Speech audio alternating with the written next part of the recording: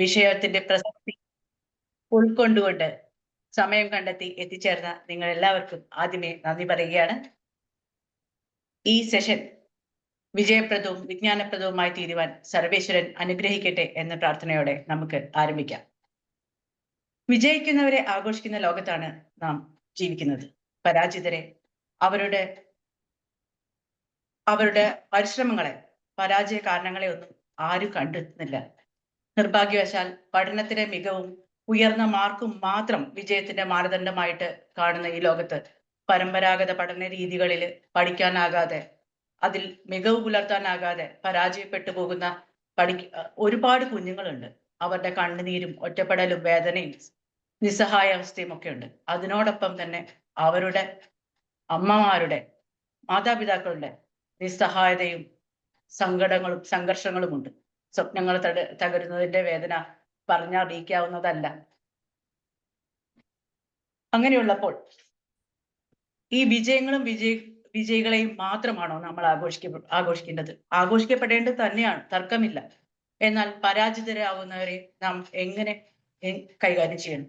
എന്ത് ചെയ്യണം? അവരെ തിരസ്കരിക്കപ്പെടുമ്പോൾ സമൂഹത്തിന്റെ ഏത് കോണിലാണ് അവർ അഭയം തേടുന്നത്? സമൂഹം അവരെ എങ്ങനെയാണ് അടയാളപ്പെടുത്തുന്നത്? നമുക്ക് ചോദ്യങ്ങൾ ഒരുപാടുണ്ട്. ഉത്തരങ്ങൾ നൽകാനായിട്ട് ഇന്ന് ഏറ്റവും അനുയോജ്യനായ ഒരു വ്യക്തിത്വമാണ് നമ്മുടെ വിശിഷ്ടാതിഥിയായി നമുക്ക് ലഭിച്ചിരിക്കുന്നത്, ശ്രീ വി ജോസഫ് സാർ. എല്ലാവരും സ്വന്തം ജോസഫ് മാഷ്. കേരളത്തിലെ, ഒരുപക്ഷെ ഇന്ത്യയിലെ തന്നെ ഭൂരിഭാഗം അധ്യാപകർക്കും ഡിസ്ലെക്സിയ എന്ന വാക്ക് കേൾവി പോലും ഇല്ലാതിരുന്ന 1990കളുടെ തുടക്കത്തില് മാഷ് പഠന വൈകല്യമുള്ള കുഞ്ഞുങ്ങളുടെ പ്രശ്ന പരിഹാരത്തിന് തൻ്റെതായ ഇടം കണ്ടെത്തുകയാണ്. പഠനപ്രയാസമുള്ള കുഞ്ഞുങ്ങൾ അവഗണിക്കപ്പെടേണ്ടവരല്ല എന്നും മറിച്ച് അവർ പരിഗണിക്കപ്പെടേണ്ടവരാണെന്നുള്ള ഉത്തമ ബോധ്യത്തില് അവരുടെ ഉന്നമനത്തിനായിട്ട് 1994 തൃശ്ശൂരില് മാഷ് all India learning disabilities of India, association of learning disability India എന്ന ആൽഡി എന്ന സ്ഥാപനം ആരംഭിക്കുന്നത്. പഠന പ്രശ്ന പരിഹാര നിർണയത്തിനും അതിനെ പരിഹാരത്തിനും വേണ്ടി കുട്ടികളെ ആവശ്യമായിട്ടുള്ള ക്ലിനിക്കുകള്, അതേപോലെ ബോധവൽക്കരണ ക്യാമ്പുകള്, സമ്പർക്ക പരിപാടികള്, ടീച്ചേഴ്സിന്, മാതാപിതാക്കൾക്ക്, അതേപോലെ ഈ കുട്ടികളെ കെയർടേക്ക് ചെയ്യുന്നവർക്ക്, അവർക്കൊക്കെ വേണ്ടിയിട്ടുള്ള ട്രെയിനിങ്, അതേപോലെ ഇങ്ങനെയുള്ള കുഞ്ഞുങ്ങൾക്ക് ആവശ്യമായിട്ടുള്ള പാഠ്യപദ്ധതികളുടെ നിർമ്മാണം, നിയമസഹായങ്ങള്, ഇങ്ങനെ മാഷും ആൽഡിയും കർമ്മനിരതരായി ഈ കുഞ്ഞുങ്ങൾക്കിടയിലുണ്ട്. ഇങ്ങനെയുള്ളൊരു മഹത് വ്യക്തിത്വത്തെ നമ്മുടെ വിശിഷ്ടാതിഥിയായിട്ട് ലഭിച്ചതിന് നമ്മൾ വളരെ കടപ്പെട്ടവരാണ്. അദ്ദേഹത്തെ ആ സ്നേഹവും സന്തോഷവും അറിയിക്കുകയും ചെയ്യുന്നു. പഠന പ്രയാസങ്ങളെ ശരിയായ ഇടപെടലുകളിലൂടെ മറികടക്കാൻ കഴിയുമെന്ന് മാഷ് അങ്ങ് വെറുതെ പറയുകയല്ല. മാഷുക്കും ആൽഡിക്കും ലഭിച്ച പ്രവർത്തന മികവിന് ലഭിച്ച ദേശീയ അന്തർദേശീയ പുരസ്കാരങ്ങളെക്കാൾ തിളക്കത്തോടെ മാഷ് ആത്മവിശ്വാസവും പ്രതീക്ഷയും വിജയത്തിലേക്ക് കൈപിടിച്ചുയർത്തിയ 10,000-കണക്കിന് കുഞ്ഞുങ്ങളും അവരുടെ മാതാപിതാക്കളുമുണ്ട് നമുക്ക് നേർസാക്ഷ്യങ്ങളായി. അദ്ദേഹത്തെ ഈ വെബിനാറിലേക്ക് ലഭിച്ചത് നമ്മുടെ ഏവരുടെയും ഭാഗ്യവും സന്തോഷമായി കണക്കാക്കേണ്ടതാണ്. നമ്മുടെ ഈ വെബിനാർ ഉദ്ഘാടനം ചെയ്യേണ്ടത് ത്രൈവിന്റെ സ്ഥാപക മേധാവിയും ചീഫ് മെന്ററുമായ ശ്രീ സത്താർ സാറാണ്. നിർഭാഗ്യവശാൽ ചില ഒഴിവാക്കാനാവാത്ത സാഹചര്യങ്ങൾ കൊണ്ട് അദ്ദേഹത്തിന് എത്തിച്ചേരാൻ കഴിയില്ല എന്ന് അറിയിച്ചിരിക്കുന്നു. എന്നാലും അദ്ദേഹം മനസ്സുകൊണ്ട് നമ്മളോടൊപ്പം ഉണ്ടെന്ന് എനിക്ക് ഉറച്ച വിശ്വാസമുണ്ട്. അദ്ദേഹത്തെ ഈ വെബിനാറിലേക്ക് ഹാർദമായി സ്വാഗതം ചെയ്യുന്നു. ത്രൈവിന്റെ നെടുന്തൂണുകളായ നമ്മുടെ മെന്റേഴ്സ്, ഫാക്കൽറ്റി അംഗങ്ങൾ, ത്രൈവിലെ മറ്റു കുടുംബാംഗങ്ങൾ, അതുപോലെ 3 ഡിപ്ലോമ ബാച്ചുകളിലായിട്ട് എൻ്റെ സുഹൃത്തുക്കൾ, എല്ലാവരെയും ഈ വെബിനാറിലേക്ക് സഹർഷം സ്വാഗതം ചെയ്യുകയാണ്. പഠന പ്രയാസങ്ങൾ പരിഹരിക്കുന്നതിനും അതിനെക്കുറിച്ചുള്ള ബോധവൽക്കരണം നടത്തുകയും ചെയ്യുക എന്ന ത്രൈവിന്റെ ഈ മിഷന്റെ ഭാഗമായിട്ടുള്ള നമ്മൾ ഓരോരുത്തർക്കും പഠന പ്രയാസ പരിഹാര രംഗത്ത് 3 പതിറ്റാണ്ടോളം നീണ്ട അനുഭവ സമ്പത്തും ഗവേഷണപരതയും നിറഞ്ഞ ശ്രീ ജോസഫ് മാഷിന്റെ വാക്കുകൾ ഊർജവും ആർജവവും നൽകുമെന്നതിൽ യാതൊരു സംശയമില്ല. അദ്ദേഹത്തിന്റെ വാക്കുകൾക്ക് കാതോർക്കാനായി നിങ്ങൾ എല്ലാവരും അക്ഷമരോടെ കാത്തിരിക്കുകയാണെന്ന് എനിക്കറിയാം. ഞാനും അധികം ദീർഘിപ്പിക്കുന്നില്ല. അദ്ദേഹത്തെ നീണ്ട കരഘോഷങ്ങളോടെ, നിറഞ്ഞ സ്നേഹാദരങ്ങളോടെ, ഹൃദയത്തോടെ ഹൃദയം തുറന്ന് നമുക്ക് വരവേൽക്കാം. സ്വാഗതം Shri Joseph sir.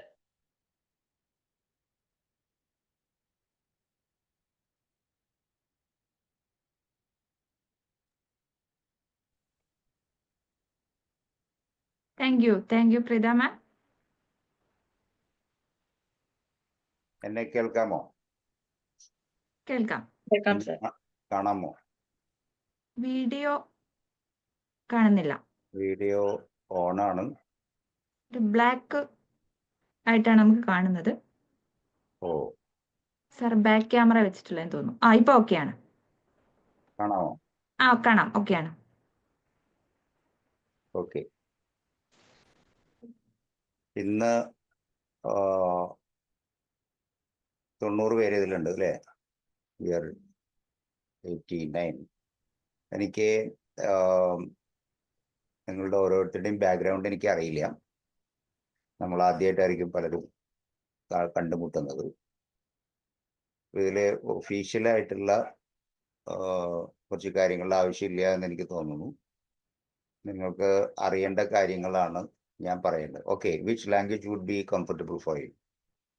Should I speak in English or Malayalam. Okay. അപ്പോൾ നിങ്ങൾ ഓരോരുത്തരും ഇവരെ ലേണിംഗ് ഡിസബിലിറ്റി ഉള്ള കുട്ടികളുടെ ഇടപെടൽ നടത്തുന്ന ആളുകളാണെന്നാണ് ഞാൻ മനസ്സിലാക്കുന്നത്. Am I right? Learning disability ഉള്ള കുട്ടികളെ പഠിപ്പിക്കുന്ന ആളുകളുണ്ട്. അതിനു വേണ്ടിയുള്ള ഡിപ്ലോമ കോഴ്സ് സ്റ്റാർട്ട് ചെയ്ത് ഇപ്പൊ ട്രെയിനിങ്ങിലുള്ളവരുണ്ട്. ഫസ്റ്റ് ബാച്ച് ഇപ്പൊ സ്റ്റാർട്ട് ചെയ്ത ബാച്ചും ഉണ്ട്. ഓക്കെ. അപ്പോൾ അറിവിന്റെ പല തലത്തിൽ നിൽക്കുന്ന ആളുകളാണ് ഇതിലുള്ളത്. അപ്പോൾ ഓരോരുത്തരും ഏത് ലെവലിലാണെന്ന് എനിക്ക് അറിയില്ല. ഞാൻ നോട്ട് മച്ച് എന്താ പറയാ, ഈ ഒരു ഓൺലൈൻ പ്ലാറ്റ്ഫോമിലൊന്നും അധികം ഞാൻ പോവാത്തതാണ്. ആളുകളെ കാണാതെ ക്ലാസ് എടുക്കലൊക്കെ എനിക്ക് ഭയങ്കര ബുദ്ധിമുട്ടുള്ള കാര്യമാണ്. പഴയ ആളാണ്. അപ്പോൾ ഇതിലെ എനിക്കറിയുന്ന കുറച്ച് കാര്യങ്ങളല്ല ഞാൻ നിങ്ങളോട് പറയേണ്ടതെന്ന് എനിക്കറിയാം. ഞാനൊരു 87 മുതൽ ഈ ലേണിംഗ് ഡിസബിലിറ്റി ഡിസ്ലെക്സിയയുടെ രംഗത്തുള്ളതാണ്. 87ലാണ് നമ്മൾ association for learning disabilities India start ചെയ്യുന്നത്. ഇന്ത്യയിലെ ഒരുപക്ഷെ ഏഷ്യയിലെ തന്നെ ആദ്യത്തെ ലേണിംഗ് ഡിസബിലിറ്റിക്ക് വേണ്ടിയിട്ടുള്ള ഓർഗനൈസേഷനാണ് ALD എന്ന് പറയുന്ന organisation. So some of you might have gone through the book. നമ്മൾ ഇറക്കിയിട്ടുള്ള റെഫറൻസ് ബുക്ക് കുറച്ച് ആളുകളെങ്കിലും വായിച്ചിട്ടുണ്ടാവും എന്ന് ഞാൻ വിചാരിക്കുന്നു. ഇപ്പോൾ മിക്കവാറും ഇന്ത്യയിലെ ലേണിംഗ് ഡിസബിലിറ്റി കോഴ്സിൻ്റെ ഒരു റെഫറൻസ് ബുക്ക് ആ പുസ്തകമാണ്. മലയാളത്തിലും ഇംഗ്ലീഷിലും ആ പുസ്തകമുണ്ട്. അപ്പോൾ എനിക്ക് അറിയുന്ന കുറച്ച് കാര്യങ്ങളല്ല ഞാൻ പറയേണ്ടത്. Do you agree with that? നമുക്ക് അങ്ങോട്ടും ഇങ്ങോട്ടും സംസാരിക്കാം. ഒരാൾ സംസാരിച്ചുകൊണ്ടിരിക്കുക, ഓൾ ഇന്ത്യ റേഡിയോ പോലെ മറ്റുള്ളവർ കേട്ടുകൊണ്ടിരിക്കുക എന്നുള്ളതല്ല. You can also interview. ഞാൻ പറഞ്ഞത് നിങ്ങൾ സമ്മതിക്കുന്നുണ്ടോ? നിങ്ങൾക്കറിയേണ്ട കാര്യങ്ങളാണ് ഞാൻ പറയേണ്ടത്. എനിക്കറിയുന്ന കാര്യങ്ങൾ ഇവിടെ പലതും നിങ്ങൾക്ക് അറിയുന്നതായിരിക്കും. റൈറ്റ് ആണോ? യെസ്. പക്ഷേ നിർഭാഗ്യവശാൽ നിങ്ങൾക്ക് എന്താണ് അറിയേണ്ടതെന്ന് എനിക്കറിയില്ല. So how can you help me? നിങ്ങൾക്ക് എങ്ങനെ എന്നെ സഹായിക്കാൻ പറ്റും?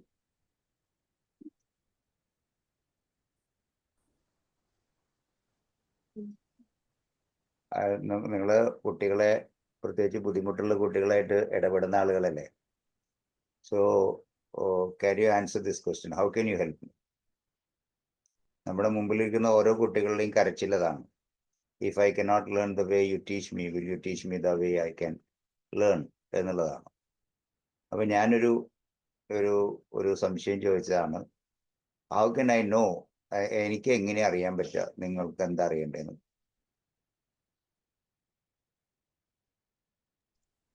സാറിനോട് ക്വസ്റ്റ്യൻസ് ചോദിച്ചാല് സാർക്ക് മനസ്സിലാവും.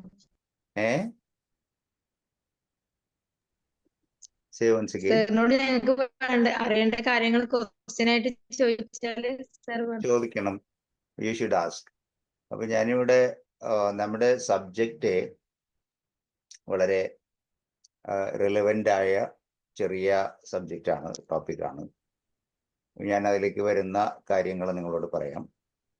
പക്ഷേ അതിനേക്കാൾ ഉപരി നിങ്ങൾ ഈ കുഞ്ഞുങ്ങളായിട്ട് ജോലി ചെയ്യുന്നതുകൊണ്ട് നമുക്ക് ഈ സബ്ജക്റ്റിൽ ഒതുങ്ങി നിൽക്കണം എന്നില്ല. You can ask any kind of questions. നിങ്ങൾ ഈ കുട്ടികളായിട്ട് ഇടപെടുന്ന സമയത്ത് നിങ്ങൾക്കുണ്ടായിട്ടുള്ള ബുദ്ധിമുട്ടുകളെക്കുറിച്ചോ നിങ്ങൾക്ക് പരിഹരിക്കപ്പെടേണ്ട സംശയങ്ങളെക്കുറിച്ചോ നിങ്ങൾക്ക് ചോദിക്കാവുന്നതാണ്. Will you ask? Do you agree with that? Yes, sir. Yes, sir. Yes, sir. അല്ലേ? Yes, sir. യെസ്. അപ്പോൾ ചോദിച്ചു. ചോദിക്കുന്നതിന് മുമ്പ് ഞാൻ കുറച്ച് കാര്യങ്ങൾ നിങ്ങളോട് പറയാമെന്ന് വിചാരിക്കുന്നു. ദാറ്റ് ഈസ്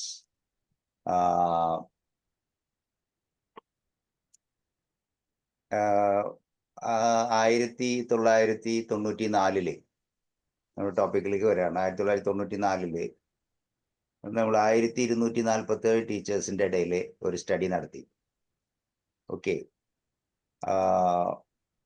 ആ സ്റ്റഡിയിൽ നമ്മൾ 3 ചോദ്യങ്ങളാണ് ചോദിച്ചത്. അത് പല സ്ഥലത്തു നിന്നുള്ള ടീച്ചേഴ്സിനെയാണ് നമ്മൾ തിരഞ്ഞെടുത്തത്. 30 ടീച്ചേഴ്സിൻ്റെ ക്ലസ്റ്റേഴ്സ് ആയിട്ടാണ് തിരഞ്ഞെടുത്തത്. അത് CBSE-യിലുള്ള ടീച്ചേഴ്സ് ഉണ്ടായിരുന്നു, ICSE-യിലുള്ള ടീച്ചേഴ്സ് ഉണ്ടായിരുന്നു. എന്തെങ്കിലും ബുദ്ധിമുട്ടുണ്ടോ? കേൾക്കുന്നുണ്ടോ? Yes, sir. കേൾക്കാം. കേൾക്കാം. ഓക്കെ. ഓക്കെ. അപ്പോൾ aided school, unaided school, rural school, urban school, high range school, അതുപോലെ കോസ്റ്റൽ റീജിയണൽ സ്കൂൾ, അങ്ങനെ പല സ്കൂളിൽ നിന്നുള്ള 1247 ടീച്ചേഴ്സിൻ്റെ ഇടയിൽ ഒരു സർവേ നടത്തി.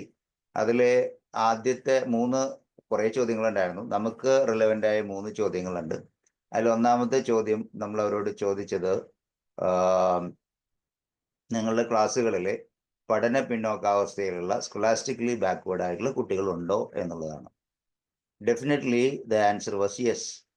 പഠിക്കാൻ ബുദ്ധിമുട്ടുള്ള കുട്ടികളുണ്ട്. ഇപ്പോൾ അവർ ചോദിച്ചു ഇതെങ്ങനെയാണ് നമ്മൾ നിർണ്ണയിക്കുന്നത്. അപ്പോൾ അന്നത്തെ ഒരു മാനദണ്ഡം വെച്ചിട്ട് 94 എന്ന് പറഞ്ഞാൽ 30 years ago അല്ലെ, 30 വർഷം മുമ്പ്, അന്നത്തെ മാനദണ്ഡം വെച്ചിട്ട് നമ്മൾ പറഞ്ഞത് ഒന്നിൽ കൂടുതൽ വിഷയങ്ങളിൽ, ഒന്നിൽ കൂടുതൽ സബ്ജക്റ്റിൽ, ഒന്നിൽ കൂടുതൽ തവണ കോൺസിക്യൂട്ടീവായിട്ട് അടുപ്പിച്ച് 33% മാർക്ക് വാങ്ങാതെ തോറ്റു പോകുന്ന കുട്ടികളെയാണ് പഠന പിന്നോക്കാവസ്ഥയിലുള്ള കുട്ടികൾ എന്ന് പറയാം. റീസൺ മേ ബി വാരിഡ്, പലതരത്തിലുള്ള കാരണങ്ങൾ ഉണ്ടാവും അതിന്. അതൊന്നും നമ്മൾ ടീച്ചേഴ്സിനോട് ചോദിച്ചില്ല.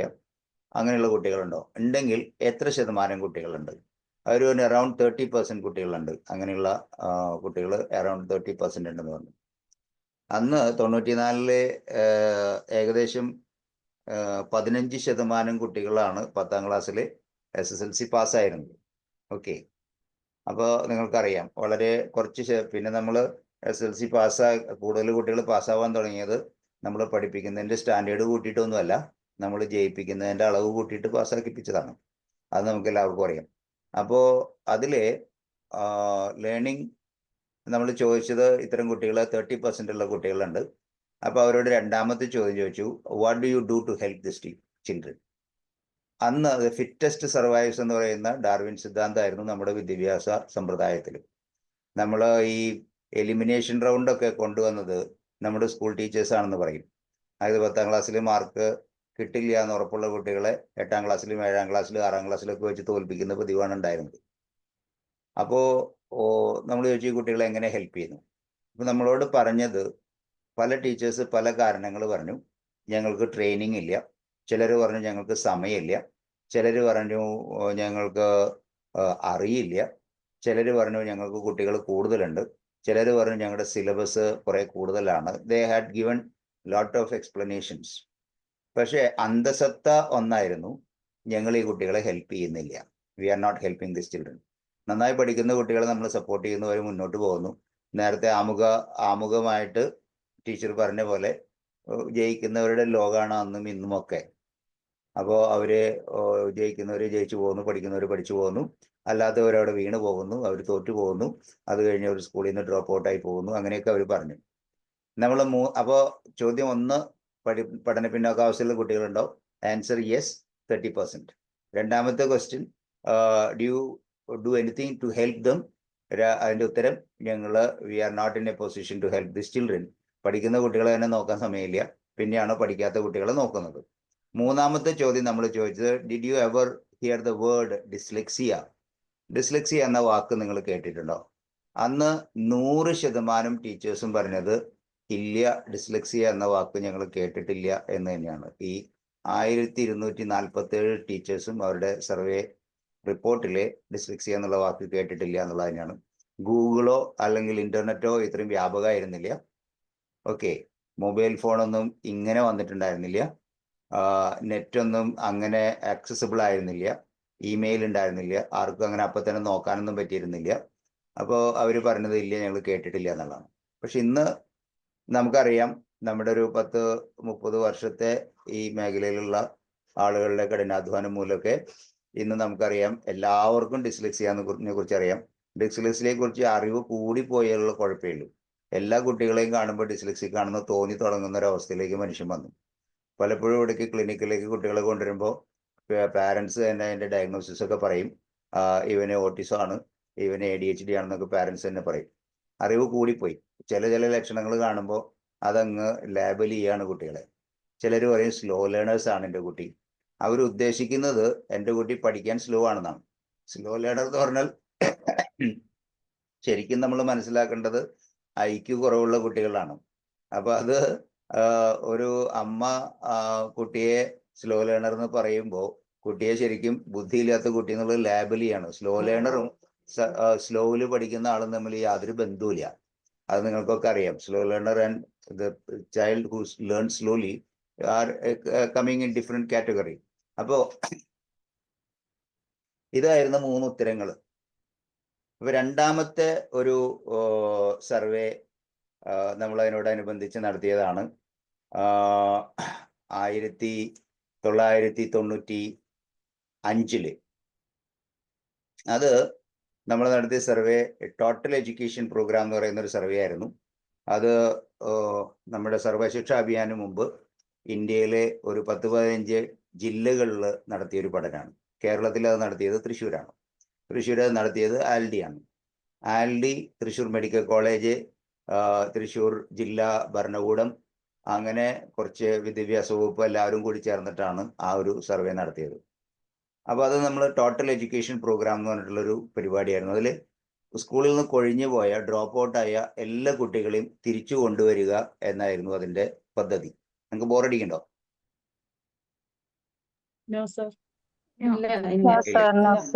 അല്ല, ബോറടിക്കുന്നില്ല. ബോറടിക്കുന്നെങ്കിൽ ദയവായിട്ട് ബോറടിക്കുന്നേ എന്ന് പറയണം. അപ്പൊ നമ്മൾ സബ്ജക്റ്റ് വ്യത്യാസപ്പെടും. ഈ ടോപ്പിക്കിന്റെ പേര് ഇതായതുകൊണ്ടാണ് ഇതിന്റെ റിലവൻസിനെ കുറിച്ച്, സാമൂഹ്യ നന്മയെ കുറിച്ച് ഞാൻ സംസാരിക്കാമെന്ന് വിചാരിച്ചത്. അപ്പൊ അന്ന് സ്കൂൾ ഡ്രോപ്പ് ഔട്ടായ 843 കുട്ടികളാണ് നമ്മൾ കണ്ടുപിടിച്ചത്. ആ ഒരു വർഷം സ്കൂളിൽ നിന്ന് ഡ്രോപ്പ് ഔട്ട് ആയിട്ടുള്ള കുട്ടികൾ. അതിൽ 14 വയസ്സിന് താഴെയുള്ള 553 കുട്ടികളുണ്ടായിരുന്നു. അപ്പൊ ഈ 553 കുട്ടികളെയും നമ്മൾ പല ഘട്ടങ്ങളിലായിട്ട് നേരിട്ട് കാണുകയും അവരുടെ അസസ്മെന്റ് നടത്തുകയും ചെയ്തു. അത് കുറെ കുട്ടികൾ സ്കൂളിൽ വന്ന് അസസ്മെന്റ് നടത്തി, കുറെ കുട്ടികളെ പഞ്ചായത്ത് ഓഫീസിലേക്ക് വിളിപ്പിച്ചു, കുറെ കുട്ടികളെ അവിടുത്തെ പോലീസ് സ്റ്റേഷനിലേക്ക് വിളിപ്പിച്ചു. അങ്ങനെയൊക്കെയാണ് ഇവരുടെ ഈ അസസ്മെന്റ് കംപ്ലീറ്റ് ആക്കിയത്. അപ്പോൾ അതിൽ നമുക്ക് കിട്ടിയ കണക്ക് നമ്മളെ ഒരു അത്ഭുതപ്പെടുത്തുന്ന കണക്കായിരുന്നു. ചൈൽഡ് ലേബർ മൂലം 191 കുട്ടികൾ, മെന്റൽ റിട്ടാർഡേഷൻ 17 കുട്ടികൾ, ഫിനാൻഷ്യൽ പ്രോബ്ലം കാരണം 128 കുട്ടികൾ, ഫിസിക്കൽ പ്രോബ്ലം കാരണം 46, സൈക്കോളജിക്കൽ പ്രശ്നങ്ങൾ കാരണം 31, സോഷ്യൽ പ്രശ്നങ്ങൾ കാരണം 108. അതിൽ ലേണിംഗ് ഡിസബിലിറ്റി നിങ്ങൾക്ക് ഊഹിക്കാൻ പറ്റുമോ എത്ര പേര് ലേണിംഗ് ഡിസബിലിറ്റി ഉണ്ടായിരുന്നുണ്ടാവുന്നു? ഏകദേശം ഈ 30% സ്കൂൾ ഡ്രോപ്പ് ഔട്ട് ആയ കുട്ടികളിൽ ലേണിംഗ് ഡിസബിലിറ്റി വാസ് 0, 0. അതായത് നമ്മൾ കണ്ണു തുറപ്പിക്കേണ്ട അന്നത്തെ കാര്യം, ഒരു കുട്ടി പല കാരണങ്ങളാൽ കുട്ടികൾ പഠനം നിർത്തുന്നുണ്ടെങ്കിലും ഒരു കുട്ടി പോലും പഠന വൈകല്യം മൂലം പഠനം നിർത്തുന്നില്ല. അപ്പൊ അവരെങ്ങനെയായിരിക്കും സ്കൂളിലെ ഓരോ ക്ലാസ്സും കഴിഞ്ഞു പോകുന്നുണ്ടാവുക?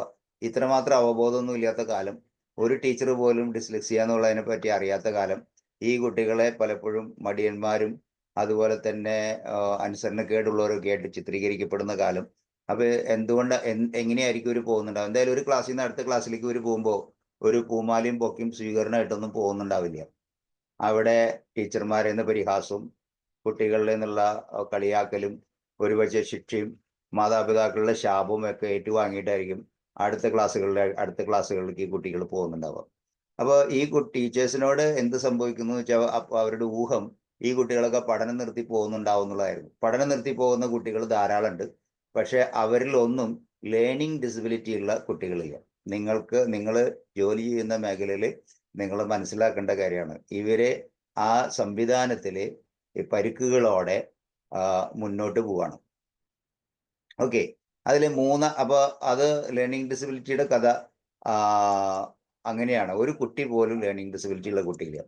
അപ്പോൾ 1996 നമ്മൾ ഒരു പഠനം നടത്തി. ആ പഠനം CGC എന്ന് പറഞ്ഞാൽ തൃശ്ശൂർ മെഡിക്കൽ കോളേജിലെ ചൈൽഡ് ഗൈഡൻസ് ക്ലിനിക് എന്ന് പറയുന്ന ഒരു പരിപാടി ഉണ്ടായിരുന്നു. ഈ ചൈൽഡ് ഗൈഡൻസ് ക്ലിനിക്കിൽ നടത്തിയ പരിപാടി. ചൈൽഡ് ഗൈഡൻസ് ക്ലിനിക് എന്ന് പറഞ്ഞാൽ അവിടേക്ക് വരുന്ന കുട്ടികൾ റെഫർ ചെയ്ത് വരുന്ന, അവര് ചൈൽഡ് ആൻഡ് സൈക്യാട്രി ഡിപ്പാർട്ട്മെന്റിന്റെ കീഴിലുള്ള, ചൈൽഡ് സൈക്യാട്രി ഡിപ്പാർട്ട്മെന്റിന്റെ കീഴിലുള്ള ഒരു പ്രോജക്റ്റ് ആയിരുന്നു CGC, ചൈൽഡ് ഗൈഡൻസ് ക്ലിനിക്. കേരളത്തിലെ, ഒരുപക്ഷെ ഇന്ത്യയിലെ ആദ്യത്തെ ചൈൽഡ് ഗൈഡൻസ് ക്ലിനിക്കാണ് തൃശ്ശൂർ എന്നുണ്ടായിരുന്നത്. അപ്പൊ അതിലെ എങ്ങനെയുള്ള കുട്ടികളെ ചൈൽഡ് ഗൈഡൻസ് ക്ലിനിക്കിലേക്ക് വരികയെന്ന് വെച്ച് കഴിഞ്ഞാൽ, പലതരം രോഗങ്ങളായിട്ട് ഡോക്ടർമാരുടെ അടുത്തേക്ക് വരുന്നു. അവർക്ക് ഒന്നുകിൽ രോഗം കണ്ടുപിടിക്കാൻ കഴിയാതെ വരിക, അല്ലെങ്കിൽ രോഗം കണ്ടുപിടിച്ച് കഴിഞ്ഞിട്ട് അത് ചികിത്സിക്കാൻ പറ്റാതെ വരിക, അഥവാ ചികിത്സിച്ചിട്ട് ഭേദമാകാതെ വരിക, ചികിത്സിച്ചിട്ട് ഭേദമായിട്ടും അത് റിക്കർ ചെയ്ത് വരിക. വിട്ടുമാറാത്ത തലവേദന, വയറുവേദന, ഛർദി, ആസ്തമ, അലർജി, എപ്പിലെപ്സി പ്രശ്നങ്ങൾ, ഇതുപോലെ പലതരത്തിലുള്ള അസുഖങ്ങൾ വന്നിട്ട് അത് ഫിസിയോളജിക്കൽ ആയിട്ടുള്ള കാരണം കൊണ്ടല്ല, സൈക്കോളജിക്കൽ അല്ലെങ്കിൽ ഇമോഷണൽ ആയിട്ടുള്ള കാരണങ്ങളാലാണെന്ന് ഡോക്ടർമാർ സംശയിക്കുമ്പോഴാണ് അവരെ CGCയിലേക്ക് വിടുക. നിങ്ങൾക്ക് മനസ്സിലാവുന്നുണ്ടോ? നിങ്ങൾ ഉത്സാഹത്തോടെ ഇരിക്കുന്നുണ്ടെന്നുള്ളത് എനിക്ക് തോന്നുന്നത്. സാധാരണ നമ്മൾ CRE ട്രെയിനിങ്ങിനൊക്കെ പോവുകയാണെങ്കിൽ, റിഹാബിലിറ്റേഷൻ കൗൺസിലിന്റെ ട്രെയിനിങ് ഒക്കെ പോവുകയാണെങ്കിൽ, അവിടെ പോയിന്റിന് വേണ്ടിയിട്ട് ആളുകൾ ഇരിക്കുക. അവർക്ക് ഇൻഫർമേഷൻ കിട്ടണമെന്നോ പഠിക്കണമെന്നോ യാതൊരു ആഗ്രഹവും ഉണ്ടാവില്ല. അവരെങ്ങനെയും കഴിച്ച് പോയിന്റ് കിട്ടി പോവാന്നുള്ളതാണ്. സർക്കാരിൽ ജോലി ചെയ്യുന്ന ആളുകളായിരിക്കും മിക്കവാറും. നിങ്ങൾ അങ്ങനെ ആവില്ല. നിങ്ങൾ കുട്ടികളിൽ എന്തെങ്കിലും മാറ്റങ്ങൾ ഉണ്ടാക്കണം എന്ന് വിചാരിക്കുന്ന ആളുകളാണെന്ന് ഞാൻ പ്രത്യാശിക്കുന്നു. അപ്പൊ നിങ്ങൾ ശ്രദ്ധിക്കുന്നതാണ് എനിക്ക് തോന്നുന്നത്. ഇപ്പൊ അവസാനം പറഞ്ഞ സംഭവം എന്തായിരുന്നു? റിപ്പീറ്റഡ് ആയിട്ടുള്ള അസുഖങ്ങൾ കൊണ്ട് വരുന്ന കുട്ടികൾക്ക് സൈക്കോളജിക്കൽ പ്രോബ്ലംസ് ആണ് എന്ന് ഐഡന്റിഫൈ ചെയ്ത കുട്ടികളെയാണ് CGCയിലേക്ക് വിടുക. Okay, very good, excellent. നിങ്ങൾ ശ്രദ്ധിച്ചിരിക്കുന്നുണ്ട് നന്നായിട്ട്. അപ്പൊ അവരെയാണ് അങ്ങോട്ട് വിടുക. അവിടെ അന്നത്തെ കാലത്ത് ഒരു കുട്ടി പോലും പഠിക്കാൻ ബുദ്ധിമുട്ടുള്ളത് കൊണ്ട് ആശുപത്രിയിലേക്ക് പോയിരുന്നില്ല അന്നത്തെ കാലത്ത്. മനസ്സിലായില്ലേ? പഠിക്കാൻ ബുദ്ധിമുട്ടുള്ള കുട്ടി എന്തിനാ ആശുപത്രിയിലേക്ക് പോകണം? ഇന്ന് നമ്മൾ പഠിക്കാൻ ബുദ്ധിമുട്ടുണ്ടെങ്കിൽ ആദ്യം ആശുപത്രിയിൽ കൊണ്ടുവിടുന്ന ഒരു സംവിധാനം ആരംഭിച്ചു. അവിടെ ചെല്ലുമ്പോൾ നന്നായി പഠിക്കാൻ വേണ്ടി മരുന്ന് കൊടുക്കുന്ന ഡോക്ടർമാരും ധാരാളം ഉണ്ട്. അത് വേറൊരു കച്ചവടത്തിന്റെ ഭാഗമാണ്. അപ്പോൾ ഒരു കുട്ടി പോലും പഠിക്കാൻ പറ്റില്ല എന്ന് പറഞ്ഞിട്ട് വന്നിട്ടില്ല. അപ്പൊ ഞാൻ അവിടുത്തെ ഈ ഡാറ്റ എൻ്റെ ഒരു റിസർച്ചിന് വേണ്ടി ഉപയോഗിക്കുകയാണ്. അന്ന് ഡോക്ടർ കൃഷ്ണമൂർത്തി എന്ന് പറഞ്ഞ ഒരാളായിരുന്നു അവിടുത്തെ psychiatry department head of the department.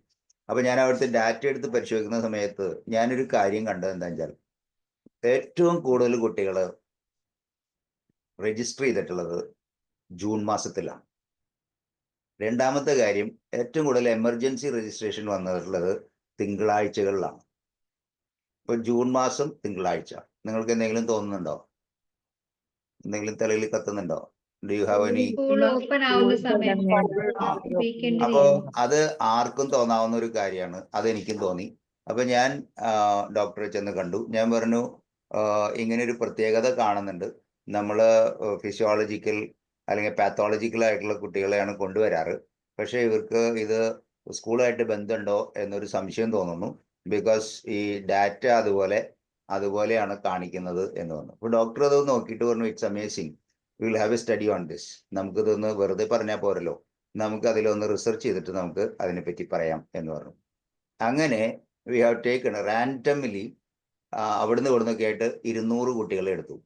ഒരു പ്രത്യേകതകൾ നമ്മൾ പരിഗണിക്കാതെ 200 കുട്ടികളെ പിക്ക് ചെയ്തിട്ട് ആ 200 കുട്ടികളും അവർക്ക് ലേണിംഗ് ഡിസബിലിറ്റി ഉണ്ടോ എന്ന് പരിശോധിച്ചു.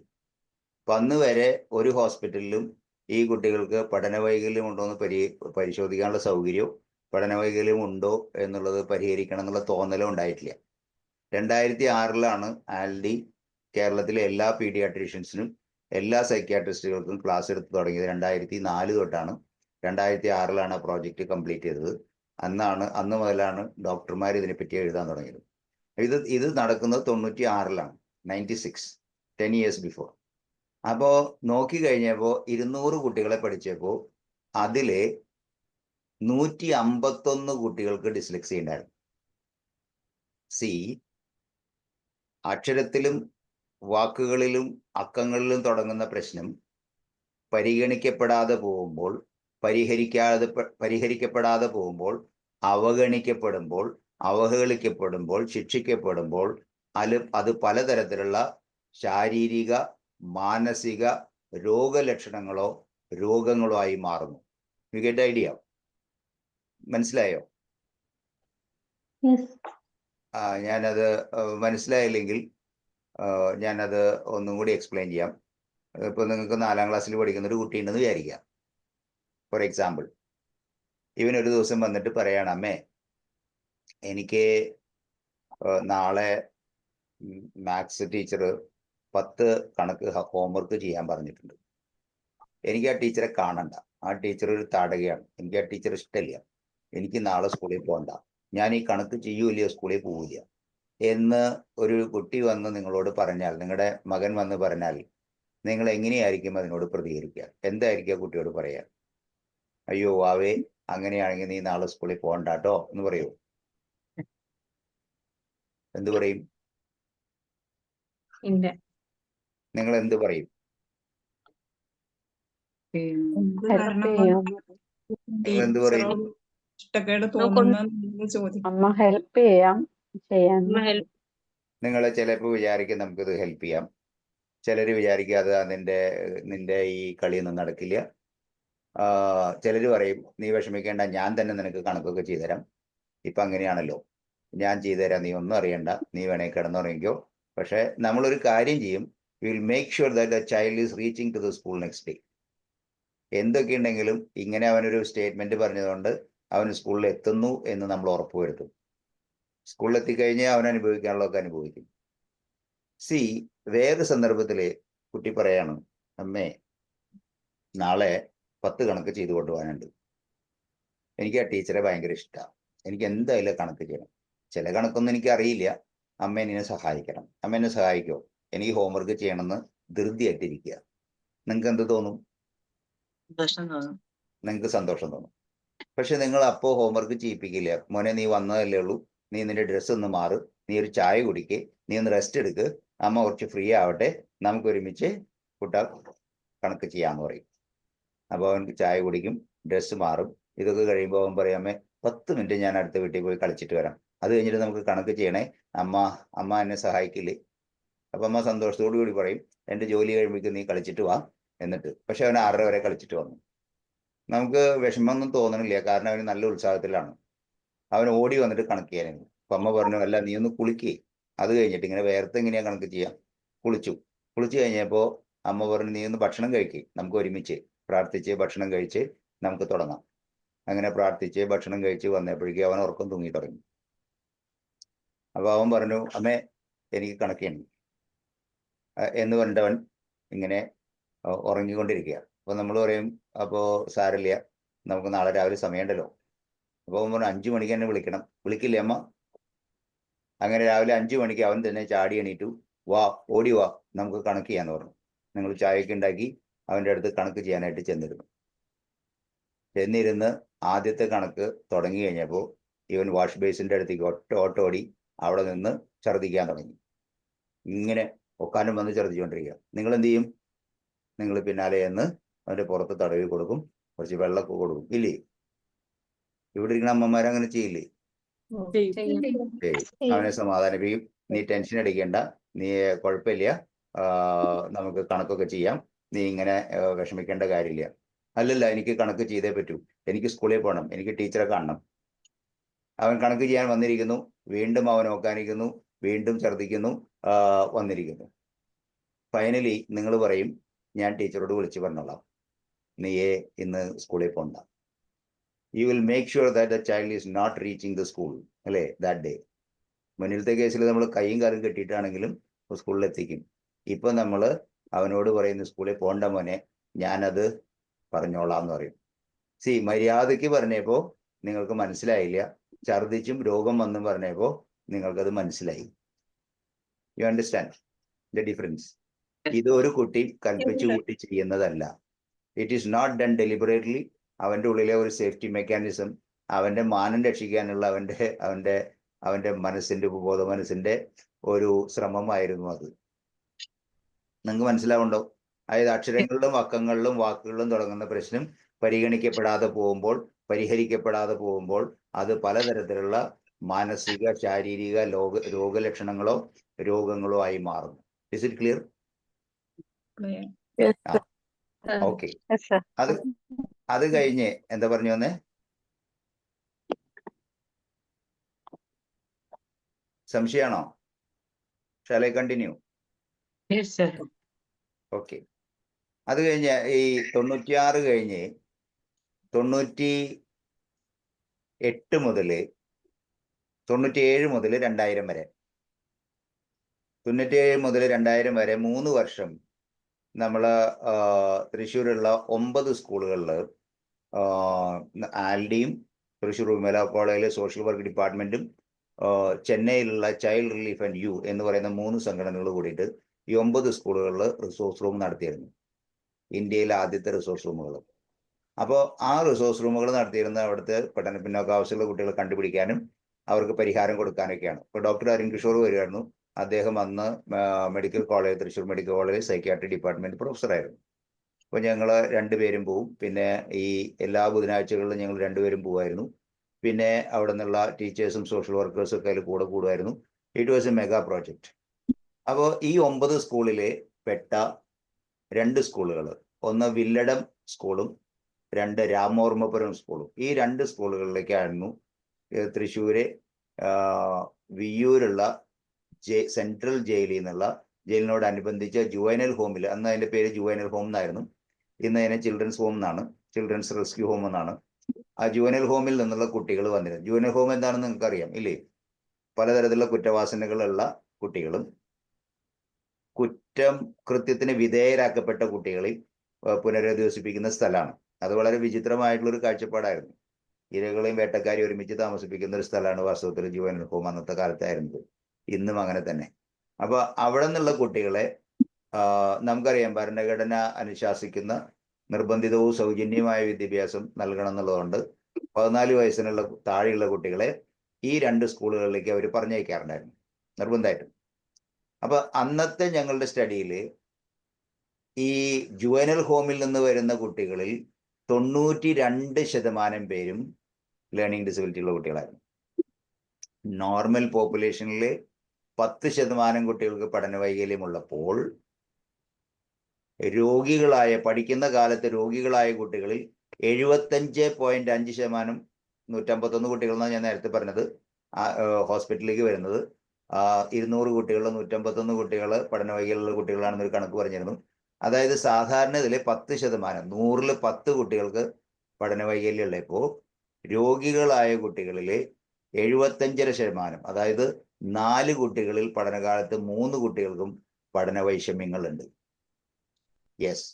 അതുപോലെ തന്നെ മൂന്നാമത്തെ കാര്യം, കുറ്റകൃത്യങ്ങളിൽ ഏർപ്പെടുന്ന കുട്ടികളിൽ 10 കുട്ടികളിൽ 9 കുട്ടികൾക്ക് പഠന വൈകല്യമുണ്ട്.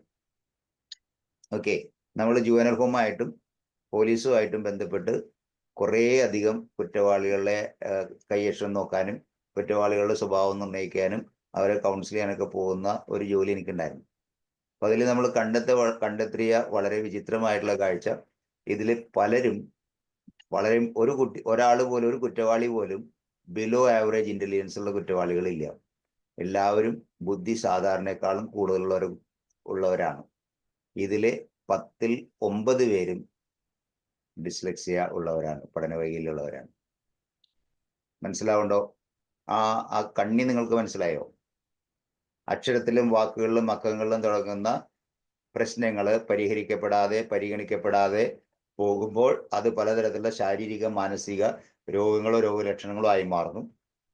അത് വീണ്ടും പരിഹരിക്കപ്പെടാതെ പോകുമ്പോൾ അത് പലതരത്തിലുള്ള കുറ്റകൃത്യങ്ങളിലേക്ക് കുട്ടികളെ നയിക്കുന്നു. മനസ്സിലായോ? നിങ്ങൾക്ക് നിങ്ങളുടെ മുമ്പിൽ വരുന്ന കുട്ടികളെ സെക്കൻഡറി ഡിസോർഡേഴ്സ് ആയിട്ട് പഠനവൈകല്യമുള്ള കുട്ടികളിൽ പിന്നീട് സ്വഭാവ വൈകല്യങ്ങളും കൂടി കാണുമ്പോൾ നിങ്ങൾക്ക് ഈ പഠനം സഹായിക്കും. അപ്പൊ നമ്മൾ സ്വഭാവ വൈകല്യങ്ങളെ അല്ല പരിഹരിക്കാൻ പോകേണ്ടത്, പഠന വൈകല്യങ്ങളെയാണ് പരിഹരിക്കാൻ പോകേണ്ടത്.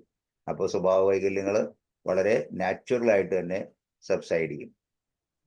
ഇനി അത് ഇന്ത്യയിലുള്ള പഠനം മാത്രമല്ല, 2001 award winning education research UK അന്നത്തെ അവാർഡ് വിന്നിങ് എഡ്യൂക്കേഷൻ റിസർച്ച് ഉണ്ടായത് ഫിലിപ്പ് എഡ്വേർഡ്, ലൈല എഡ്വേർഡ് എന്ന് പറയുന്ന ദമ്പതികളുടെ ഒരു പഠനത്തിനാണ്. അവര് ആൽഡിയുമായിട്ട് സഹകരിക്കുന്നവരായിരുന്നു. ആൽഡിയിൽ അവർ നേരിട്ട് വന്നിട്ടുള്ള ആളുകളാണ്. ആ പഠനം ഇവിടെ തൃശ്ശൂർ അത് പ്രസന്റ് ചെയ്തിട്ടുള്ളതാണ് നമ്മുടെ മീറ്റിംഗിൽ. അതിൽ പറയുന്നത് 500 ക്രിമിനൽസ് ആയിട്ടുള്ള പ്രിസണേഴ്സിന്റെ ഇടയിലാണ് അവർ പഠനം നടത്തിയത്. ക്രിമിനൽസ് ആയിട്ടുള്ള 500 പ്രിസണേഴ്സ്. ക്രിമിനൽസ് ആയിട്ടുള്ള പ്രിസണേഴ്സ് എന്ന് പറഞ്ഞാൽ എന്താണ് അർത്ഥം? What do you understand?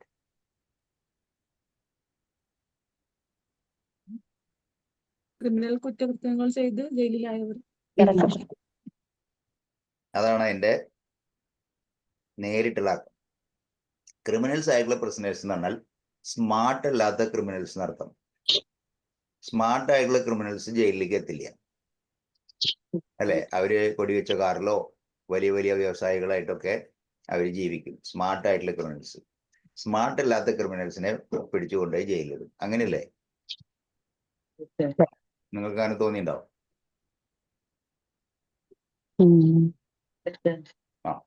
അപ്പോ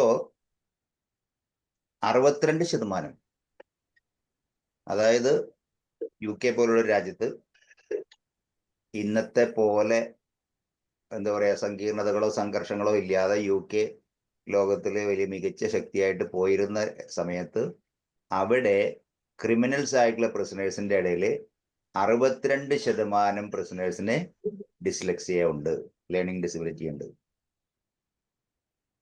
സമാനമായിട്ടുള്ള സമയത്ത് അമേരിക്കയിൽ നടന്ന, യുണൈറ്റഡ് സ്റ്റേറ്റ്സിൽ നടന്ന ഒരു പഠനം, ഇന്നൊക്കെ അതിൽ നിന്ന് ഒരുപാട് വ്യത്യാസങ്ങൾ വന്നിട്ടുണ്ടാവും.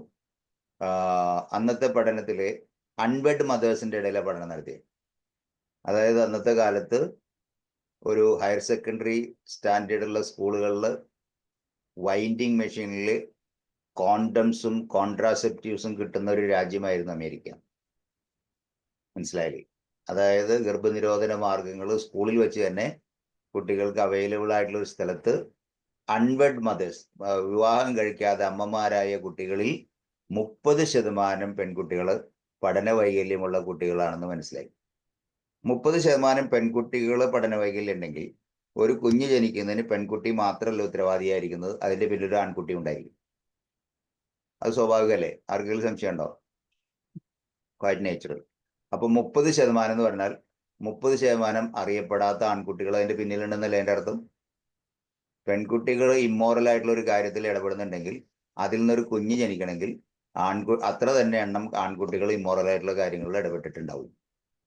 അപ്പോൾ അറൌണ്ട് 60% കൗമാരത്തിലുള്ള കുട്ടികളിൽ ഇമ്മോറൽ ട്രാഫിക്കിലേക്ക് പോകുന്ന, ഇമ്മോറാലിറ്റിയിലേക്ക് പോകുന്ന കുട്ടികളിൽ 60% കുട്ടികൾ പഠന വൈകല്യമുള്ള കുട്ടികളാണ്. മനസ്സിലാവുന്നുണ്ടോ? അപ്പൊ ശരിക്കും ഒരു കാഴ്ചയില്ലാത്ത കുട്ടിയെ നിങ്ങൾ സഹായിക്കുമ്പോൾ, കാഴ്ചയില്ലാത്ത കുട്ടി സഹായിക്കപ്പെടുന്നു, അവരുടെ കുടുംബത്തിന് രക്ഷയുണ്ടാവണം, ഇതൊക്കെ ശരിയാണ്. കേൾവിയില്ലാത്ത കുട്ടി, അല്ലെ ശാരീരികമായിട്ടുള്ള വൈകല്യമുള്ള കുട്ടി, ബുദ്ധിമാന്യമുള്ള കുട്ടി, ഇവരെയൊക്കെ സഹായിക്കുമ്പോൾ നിങ്ങൾ ചെയ്യുന്നത് വലിയ സേവനമാണ്. പക്ഷേ ലേണിംഗ് ഡിസബിലിറ്റി ഉള്ള ഒരു കുട്ടി സഹായിക്കപ്പെടാതിരിക്കുമ്പോൾ, ലേണിംഗ് ഡിസബിലിറ്റി ഉള്ള ഒരു കുട്ടിയെ ശ്രദ്ധിക്കപ്പെടാതെ പോകുമ്പോൾ അത് ആ കുഞ്ഞിനും കുടുംബത്തിനും മാത്രമല്ല, അത് വാസ്തവത്തിൽ ആ സമൂഹത്തിന് മുഴുവൻ ബുദ്ധിമുട്ടായിത്തീരും. പക്ഷെ ലേണിംഗ് ഡിസബിലിറ്റി അപ്പുറത്തുണ്ട്. നമുക്കറിയാം, ഒരു കുഞ്ഞുണ്ടായിരുന്നു, അവന്റെ കഥ പറയുകയാണെങ്കിൽ നമുക്കിവിടെ കേരളത്തിൽ തന്നെ ധാരാളം കുഞ്ഞുങ്ങളുടെ കഥ പറയാനുണ്ട്. പക്ഷെ ഇത് വളരെ പ്രശസ്തമായിട്ടുള്ള കഥയായതുകൊണ്ട് ഞാൻ പറയാം. ഈ കുഞ്ഞ് ജനിക്കുമ്പോൾ മലയാളത്തിലല്ല കരഞ്ഞത്, ആ കുഞ്ഞ് ഇംഗ്ലീഷിലാണ് കരഞ്ഞത്. ആ കുഞ്ഞിന്റെ മാതൃഭാഷ ഇംഗ്ലീഷായിരുന്നു. ഓക്കെ, അങ്ങനെയുള്ളൊരു കുഞ്ഞായിരുന്നു. അപ്പൊ അങ്ങേര് ജനിക്കുന്ന മിഷിഗൺ എന്ന് പറയുന്ന സ്ഥലത്താണ്, അമേരിക്കയിലെ മിഷിഗൺ എന്ന സ്ഥലത്ത്. ഇദ്ദേഹം 5ാം ക്ലാസ് ആവുമ്പോഴേക്കും 8 സ്കൂള് മാറിയ കുട്ടിയാണ്. 8 സ്കൂൾസ് നമുക്ക് കേട്ടിട്ടുണ്ടാവും കഥ. 8ാമത്തെ സ്കൂളിലേക്ക് അമ്മ കുട്ടിയെ കൊണ്ട് ചേർത്തി. അച്ഛന് ട്രാൻസ്ഫർ ആയതുകൊണ്ടല്ല സ്കൂൾ മാറുന്നത്, സ്കൂളിലെ എല്ലാ കുരുത്തക്കേടുകളും ഇവന്റെ തലയിൽ വരുന്നതുകൊണ്ടാണ്. നിങ്ങൾക്കറിയാം, പൊതുവെ ഒരു ADD ഉള്ള കുട്ടിയൊക്കെ ആണെങ്കിൽ ആ ക്ലാസ്സിലും സ്കൂളിലുള്ള എല്ലാ കുരുത്തക്കേടുകളുടെ ഉത്തരവാദിത്ത കുട്ടികളുടെ തലയിൽ വരും. അവനത് ഒരുപക്ഷെ ജീവിതത്തിൽ അറിഞ്ഞിട്ട് പോലും ഉണ്ടാവില്ല. ഈ കുട്ടികളത് ഏറ്റെടുക്കുകയും ചെയ്യും. പലപ്പോഴും അവർക്ക് വാദിക്കാനോ ജയിക്കാനോ അതിന് അപ്രോപ്രിയേറ്റ് ആയിട്ടുള്ള വാക്കുകളോ ഉപയോഗിക്കാൻ കഴിയാത്തത് കൊണ്ട് കുറ്റപ്പെടുത്തുന്നത് പലതും ഇവർ ഏറ്റെടുക്കും. അങ്ങനെ നമ്മൾ കാണുന്ന പല കുട്ടികളും കുറ്റവാളികളായിട്ട് കാണുന്ന കുട്ടികൾ കുറ്റവാളികളാക്കപ്പെട്ടതാണ് അവരുടെ സുഹൃത്തുക്കളും അവരുടെ ടീച്ചേഴ്സും വഴി. അതിൻ്റെയൊക്കെ ഒരു കണക്കൊക്കെ വേണമെങ്കിൽ നമുക്ക് ഇനി വരുന്ന നമ്മുടെ മീറ്റിങ്ങുകളിൽ നമുക്ക് അവതരിപ്പിക്കാം. അപ്പോൾ ഈ കുട്ടി 8ാമത്തെ സ്കൂളിൽ അമ്മ ചേർത്തു. ഞാൻ പറഞ്ഞു അച്ഛൻ്റെ ട്രാൻസ്ഫർ കാരണമല്ല, അച്ഛനെ ഉണ്ടായിരുന്നില്ലേ കുട്ടിക്ക് ആ സമയത്ത്. വളരെ ചെറുപ്പത്തിൽ അച്ഛൻ മരിച്ചുപോയ കുട്ടിയായിരുന്നു. അപ്പോൾ ആ സ്കൂളിൽ ചേർത്ത് കഴിഞ്ഞിട്ട് ഒരു 11 മണിയായിട്ട് നോക്കിയപ്പോൾ അമ്മ വീട്ടിലെത്തി കഴിഞ്ഞപ്പോൾ കുട്ടിയും വീട്ടിലെത്തി. നമ്മൾ ചില പൂച്ചകളെയൊക്കെ കൊണ്ട് കളഞ്ഞാൽ തിരിച്ചു വരുന്ന പോലെ. അപ്പൊ അമ്മ ചോദിച്ചു, എന്താ നീ ഇത്ര നേരത്തെ? അപ്പൊ കുട്ടി ചോദിച്ചു, what you mean by addled, what you mean by addle head. അപ്പൊ നീ എന്തിനാ വിഷയം മാറ്റുന്നത്? ആഡ്ലർ എന്ന് പറഞ്ഞാൽ കെട്ടുപോയത്, ചീഞ്ഞു പോയത്, അബ്നോർമൽ, ഗുഡ് ഫോർ നത്തിങ് എന്നൊക്കെയാണ് അർത്ഥം. നീ അത് നിർത്ത്, നീ എന്തുകൊണ്ട് നേരത്തെ വന്നു? കുട്ടി പറഞ്ഞു, എൻ്റെ സ്കൂളിൽ ഇൻസ്പെക്ടർ വന്നിരുന്നു, അദ്ദേഹം എന്നെ വിളിച്ചത് ഈ പേരാണ്. ഈ കോൾഡ് മീ ആഡിൽ ഹെഡ്, ഈ കോൾഡ് മീ അബ്നോർമൽ. അപ്പൊ അമ്മ പറഞ്ഞു, എൻ്റെ മോനെയോ, നീ അബ്നോർമൽ ഒന്നും അല്ലല്ലോ. അപ്പോ കുട്ടി പറഞ്ഞു, അല്ല അമ്മയ്ക്ക് ഞാൻ തെളിവ് തരാം. കുട്ടി പോക്കറ്റിൽ നിന്നൊരു കടലാസ് എടുത്തു. That was A TC, transfer certificate അല്ല, ടെർമിനേറ്റിംഗ് സർട്ടിഫിക്കറ്റ്. അപ്പൊ അതിൽ എഴുതിയിട്ടുണ്ടായിരുന്നു, ഈ കുട്ടി അബ്നോർമൽ ആയതുകൊണ്ട് ഈ സ്റ്റേറ്റിലെ ഒരു സ്കൂളിൽ പഠിക്കാനുള്ള എലിജിബിലിറ്റി ഈ കുട്ടിക്ക് ഇല്ല. The child should not be permitted in any school എന്നായിരുന്നു സ്കൂൾ ഇൻസ്പെക്ടർ കൊടുത്ത.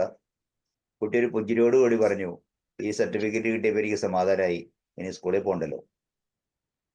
നമുക്കറിയാം, പലപ്പോഴും പുഞ്ചിരിക്ക് പിന്നിലെ സന്തോഷമൊന്നുമല്ല, പലപ്പോഴും പുഞ്ചിരിക്ക് പിന്നിലെ എന്താ പറയാ, മറച്ചു വെക്കേണ്ട ഒരു സങ്കടമോ ഒരു അപകർഷതയൊക്കെ ആയിരിക്കും പുഞ്ചിരിക്ക് പിന്നിൽ, അല്ലേ? നിങ്ങളുടെ മുമ്പിൽ വന്നിരിക്കുന്ന ഇപ്പോൾ പലപ്പോഴും ഒരു കുട്ടിയെ ഗെറ്റ് ഔട്ട് അടിക്കുമ്പോൾ കുട്ടി താങ്ക് യു പറഞ്ഞു പോകുന്നത് ആരോട് പരിഹസിക്കാനൊന്നുമല്ല, അവന്റെ നിസ്സഹായാവസ്ഥയിൽ നിന്നാണ്. അവന്റെ വലിയൊരു ഹെൽപ്ലെസ്നെസ് മറച്ചു വെക്കാൻ അവനോടൊരു ചിരി ഉണ്ടാക്കിയേ പറ്റൂ. പലപ്പോഴും നമ്മൾ സാഹചര്യങ്ങളിൽ ചിരി ഉണ്ടാക്കുന്നത് നമുക്ക് ശരിക്കും സന്തോഷം വന്നിട്ടൊന്നുമല്ല. ആണോ? നിങ്ങൾ എപ്പോഴും ചിരിക്കുന്നത് നിങ്ങൾക്ക് സന്തോഷമുള്ളതുകൊണ്ടാണോ? പലപ്പോഴും നമ്മൾ മറച്ചു വെക്കാൻ ചിരിക്കും. നമുക്ക് ചിലപ്പോ നമ്മുടെ ആത്മാഭിമാനം പോവാതിരിക്കാൻ നമ്മൾ ചിരിച്ച് മറയ്ക്കും, അല്ലെങ്കിൽ ചിരിച്ച് മാറുകയൊക്കെ ചെയ്യും. എന്തായാലും ചിലപ്പോൾ നമ്മുടെ അമർഷം, ചില സമയത്ത് നിസ്സഹായാവസ്ഥയൊക്കെ, ഇവന്റെ നിസ്സഹായാവസ്ഥ മറച്ചു വെക്കാനാണ് അവൻ ചിരിക്കുന്നതെന്ന് അമ്മയ്ക്ക് മനസ്സിലായി. അമ്മയുടെ കൈയെടുത്ത് ആ കുട്ടിയുടെ താടി പിടിച്ചുയർത്തി അവനോട് പറഞ്ഞു, you are my child, I will teach you, you are normal. അന്ന് അമ്മ അങ്ങനെ പറഞ്ഞതുകൊണ്ടാണ് ഈ വെളിച്ചത്തിൽ ഇരുന്ന് നമുക്ക് പരസ്പരം കാണാൻ പറ്റുന്നത്. ആ ബൾബ് കണ്ടുപിടിച്ച ആളുടെ പേരാണ് ഈ കുട്ടിയുടെ പേര്, തോമസ് അൽവ എഡിസൺ. 1940 കണ്ടുപിടുത്തങ്ങളാണ് അദ്ദേഹത്തിന്റെ പേരിൽ പാറ്റന്റ് ചെയ്തിട്ടുള്ളത്. 5ാം ക്ലാസ് പാസ്സായിട്ടില്ല, ഇപ്പോഴും പാസ്സായിട്ടില്ല. ഒരു മരണാനന്തര ബഹുമതി ആയിട്ടെങ്കിലും 5ാം ക്ലാസ് പാസ്സാവുമെന്ന് അറിയില്ല. ഓക്കെ, അല്ലേ? 3ാം ക്ലാസ് പാസ്സാവാത്ത കമലഹാസനെ നമ്മൾ എന്താ പറയാ, പത്മവിഭൂഷണൊക്കെ കൊടുത്തിട്ടുണ്ട്. പക്ഷെ ഇദ്ദേഹത്തിന് ഒരു 10ാം ക്ലാസ് പാസ്സായ സർട്ടിഫിക്കറ്റ് ഒന്നും കൊടുത്തിട്ടില്ല ഇതുവരെ. ഇനി കിട്ടുന്നത് നമുക്ക് അറിയൂല. ഞാൻ പറഞ്ഞത്, ശരിയായിട്ടുള്ള രീതിയിൽ ഒരു അമ്മ ഒരു കുഞ്ഞിനെ ചാനലൈസ് ചെയ്യുമ്പോൾ, അമ്മ ഗൈഡ് ചെയ്യുമ്പോൾ, അത് സമൂഹത്തിന് വളരെ വേണ്ടപ്പെട്ട, സമൂഹത്തിനെ മാറ്റിമറിക്കാൻ പോകുന്ന ഒരാളായിത്തീരുന്നു. നമുക്ക് ഇഷ്ടംപോലെ ആളുകളുണ്ട്, IM വിജയൻ, സച്ചിൻ തെണ്ടുൽക്കർ, അഭിഷേക് ബച്ചൻ, ആമിർ ഖാൻ, പിന്നെ Thomas Alva Edison, Winston Churchill, Agatha Christie, പിന്നെ Isaac Newton, Albert Einstein, Charles Darwin, ഇങ്ങനെ നമുക്ക് ഇഷ്ടംപോലെ ആളുകളുണ്ട്. നമുക്ക് ഇവിടെയുണ്ട് നമ്മുടെ ഒരു ഇരവിയുണ്ട്. അദ്ദേഹം ഇപ്പോൾ ഒരുപാട് സിനിമകൾ പിടിക്കുന്ന സംവിധായകനായിട്ട് മാറിയിട്ടുണ്ട്. Highly dyslexic. ശ്രീഹരി ഉണ്ട്. അതുപോലെ ഒരുപാട് ആളുകൾ കേരളത്തിൽ വളരെ പ്രശസ്തരായിട്ട് വന്നിട്ടുള്ള ഡിസ്ലെക്സിക് ആയിട്ടുള്ള ആളുകളുണ്ട്. ഓക്കെ, ഒരു പ്രാവശ്യം ഒരാള് ഒരു വളരെ പ്രധാനപ്പെട്ട ഒരു സംവിധായകൻ എന്നെ പരിചയപ്പെട്ട് കഴിഞ്ഞപ്പോൾ അങ്ങേര് പറഞ്ഞു, ഒരു ചെറിയ റോള് എൻ്റെ സിനിമയിൽ ഒന്ന് അഭിനയിക്കണം സാറിന്. ഞാൻ സമ്മതിച്ചു. അങ്ങേര് ആ സ്ക്രിപ്റ്റ് തന്നു. ആ സ്ക്രിപ്റ്റ് വായിച്ചു നോക്കിയപ്പോൾ അദ്ദേഹത്തോടുള്ള ബഹുമാനത്തോടു കൂടി പറയണം, അദ്ദേഹം ജീവിച്ചിരിപ്പിൽ ഒരുപാട് ക്ലാസിക് ഹിറ്റുകൾ ഉണ്ടാക്കിയ ആളാണ്. അദ്ദേഹം സ്ക്രിപ്റ്റ് തന്നപ്പോൾ ഒരു വരിയിൽ ഏറ്റവും ചുരുങ്ങിയത് ഒരു 10 അക്ഷരത്തെറ്റുണ്ടായിരുന്നു. Minimum 10 mistakes. അപ്പോൾ സൂപ്പർ സ്റ്റാറുകളൊക്കെ അത് വായിച്ച് പഠിച്ചിട്ടാണ് വാസ്തവത്തിൽ ഈ സിനിമകളിൽ അഭിനയിച്ചു കൊണ്ടിരുന്നത്. He was severely dyslexic. അതാരും നേരത്തെ കണ്ട് പറഞ്ഞ് ഇദ്ദേഹത്തെ അങ്ങനെ ഓർമ്മപ്പെടുത്തിയില്ലായിരുന്നു എന്ന് മാത്രം. അപ്പോൾ ഞാൻ പറഞ്ഞത് ഇതിൻ്റെ ഒരു സാമൂഹ്യ നന്മയാണ്. നമ്മളത് പരിഗണിക്കപ്പെടാതെ പോകുമ്പോൾ, ശ്രദ്ധിക്കപ്പെടാതെ പോകുമ്പോൾ, അതുപോലും ഇപ്പോൾ ഒരു മെന്റൽ റിട്ടാർഡേഷനുള്ള കുട്ടിയെ ശ്രദ്ധിക്കാതിരിക്കുമ്പോൾ ആ കുട്ടിക്ക് ഉണ്ടാകുന്നൊരു ബുദ്ധിമുട്ട് ആ കുട്ടിയോട് കൂടി കഴിഞ്ഞു. പക്ഷെ ഇത് പരമ്പരയാ ലോകാവസാനത്തോളം സമൂഹത്തിന് ഉപദ്രവമായിട്ട് തീരുന്ന ഇതുകളുണ്ട്. അപ്പൊ അതുകൊണ്ടാണ് ഞാൻ നമ്മുടെ പുസ്തകത്തിന്റെ ഈ ഒരു പുസ്തകം നിങ്ങൾ കണ്ടിട്ടുണ്ടോന്ന് അറിയില്ല. ഇത് കണ്ടിട്ടുണ്ടോ? അപ്പൊ ഇതിന്റെ ഏറ്റവും മുമ്പിൽ എഴുതിയിട്ടുള്ള ഒരു വാചകമുണ്ട്. ഓരോ വിജയിക്കുന്ന കുഞ്ഞിന് പിന്നിലും ഒരമ്മയുടെ അത്യധ്വാനമുണ്ട്. ഓരോ പരാജയപ്പെടുന്ന സമൂഹത്തിന്റെ ഭാരവും ബാധ്യതയാവുന്ന കുഞ്ഞുങ്ങളുടെ പിന്നിൽ ഒരമ്മയുടെ അജ്ഞതയുമുണ്ട്. അപ്പൊ നമ്മുടെ അജ്ഞത, ഇവരെ കുറിച്ചുള്ള അറിവില്ലായ്മ ഒരു സാമൂഹ്യ വിപത്തായിട്ട് മാറും. ഇവരെ കുറിച്ചുള്ള ഒരു അറിവ് ഒരു സാമൂഹ്യ നന്മയായിട്ട് മാറും. ഓക്കെ,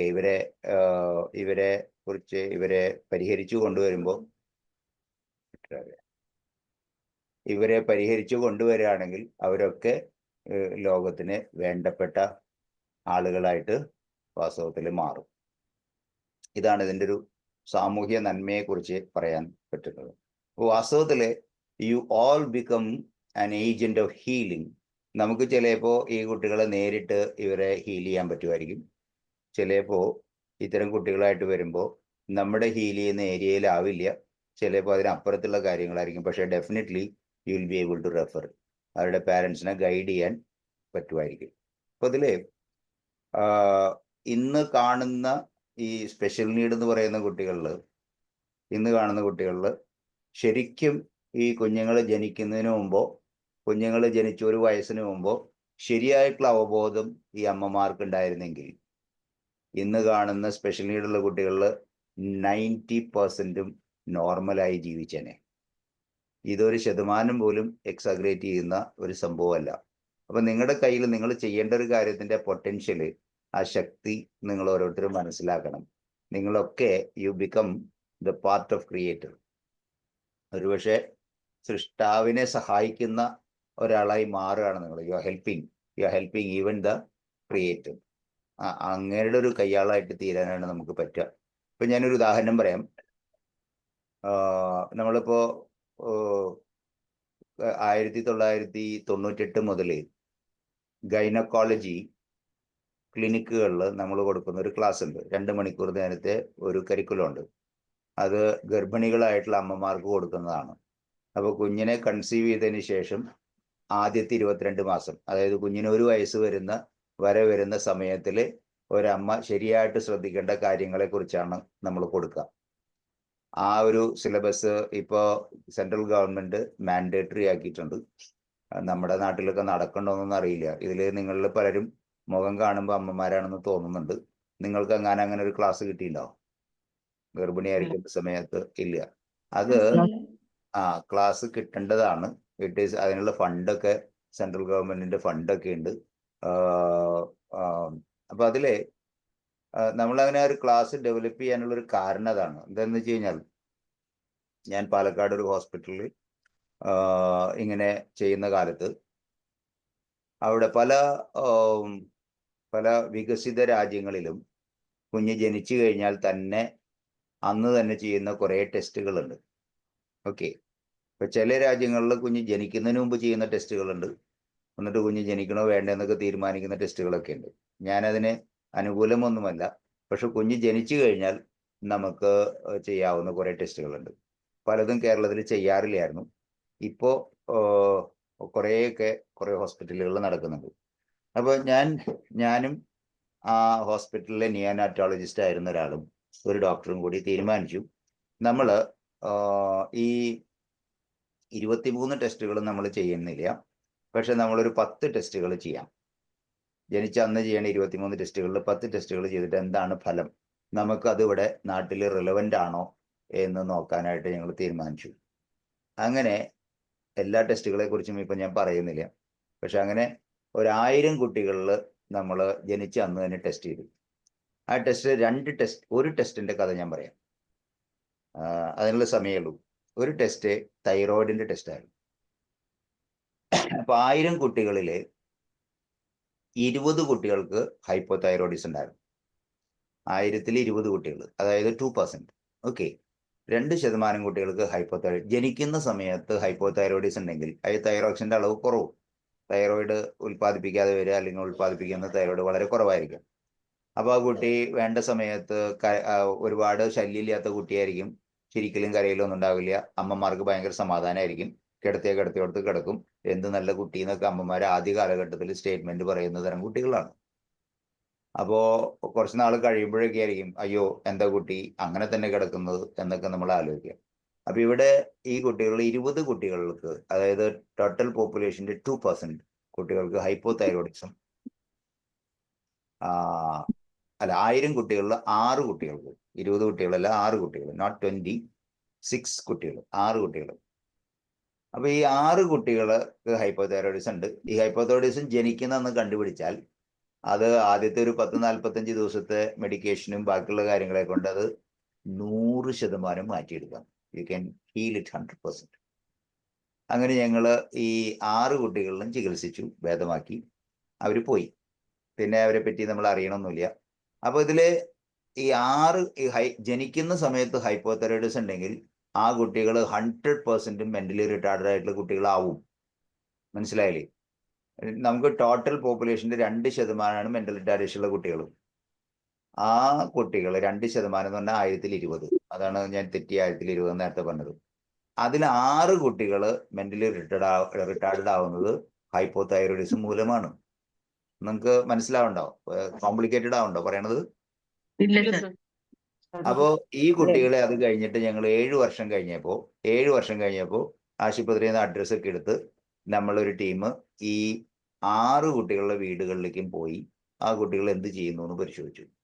ഈ 6 കുട്ടികളും ദൈവം സഹായിച്ച് നോർമലായി, നോർമൽ സ്കൂളിലെ സാധാരണ കുട്ടികളായിട്ട് ഒരു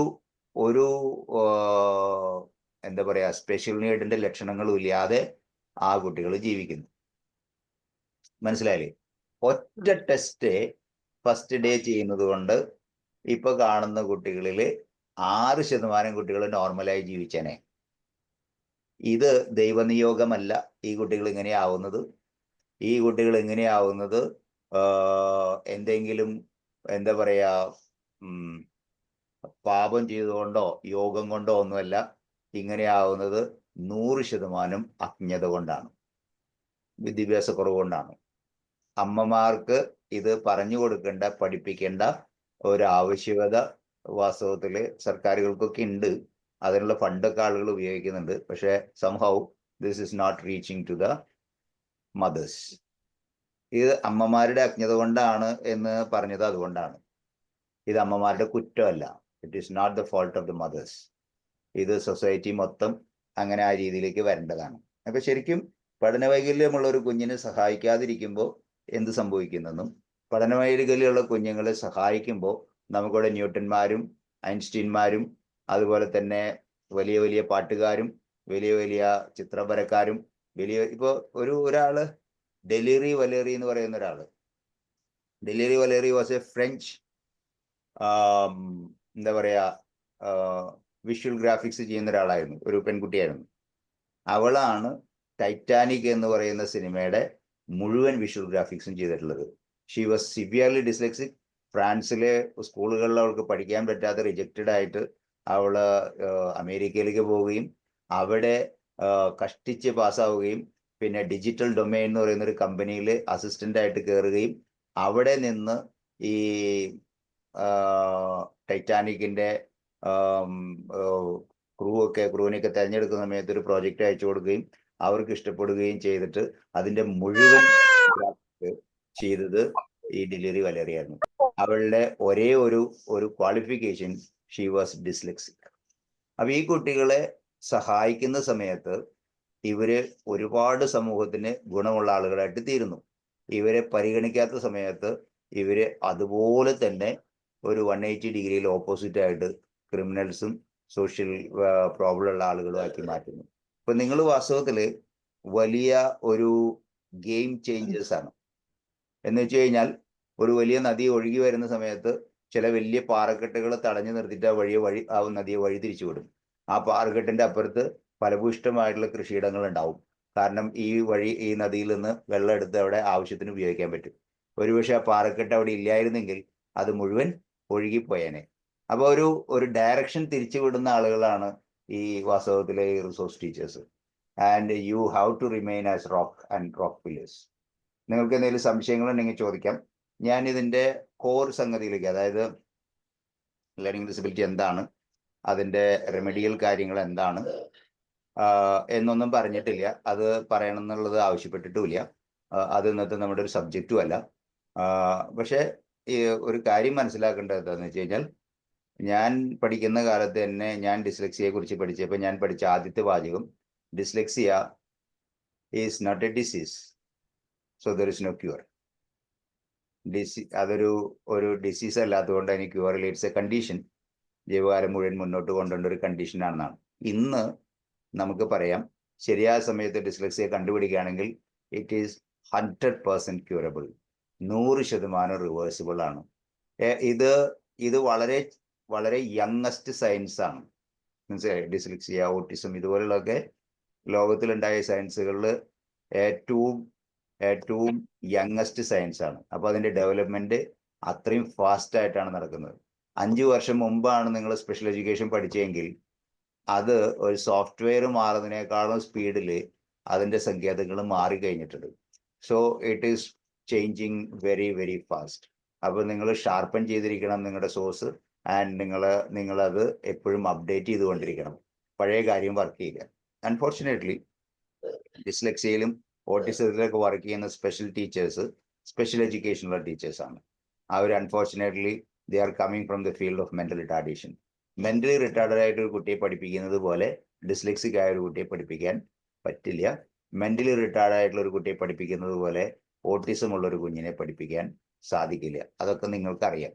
അപ്പോൾ നിങ്ങൾക്ക് ചോദ്യങ്ങൾ ചോദിക്കാം. എല്ലാ ചോദ്യത്തിനും എൻ്റെ കയ്യിൽ ഉത്തരമൊന്നുമില്ല. ഞാൻ പുസ്തകത്തിൽ നിന്ന് ഉത്തരം പറയാനല്ല ആഗ്രഹിക്കുന്നത്. കഴിഞ്ഞ ഈ ഒരു 35 വർഷമായിട്ട് 36 വർഷമായിട്ട് നമ്മൾ ഈ ഫീൽഡിൽ ചെയ്തിട്ടുള്ള കുറച്ച് ജോലികളുടെ അനുഭവത്തിന്റെ വെളിച്ചത്തിൽ നമുക്ക് വേണമെങ്കിൽ സംസാരിക്കാം. We will talk about that if you have doubts. അപ്പോൾ എന്നോട് അന്ന് പറഞ്ഞത് 1 മണിക്കൂർ നമ്മളൊരു സെഷൻ നടത്തിയിട്ട് ഒരു ½ an hour നിങ്ങൾക്ക് സംശയങ്ങൾ ചോദിക്കാനുള്ള സമയം വേണമെന്നാണ്. I welcome that suggestion. So if you have any doubts, you can ask.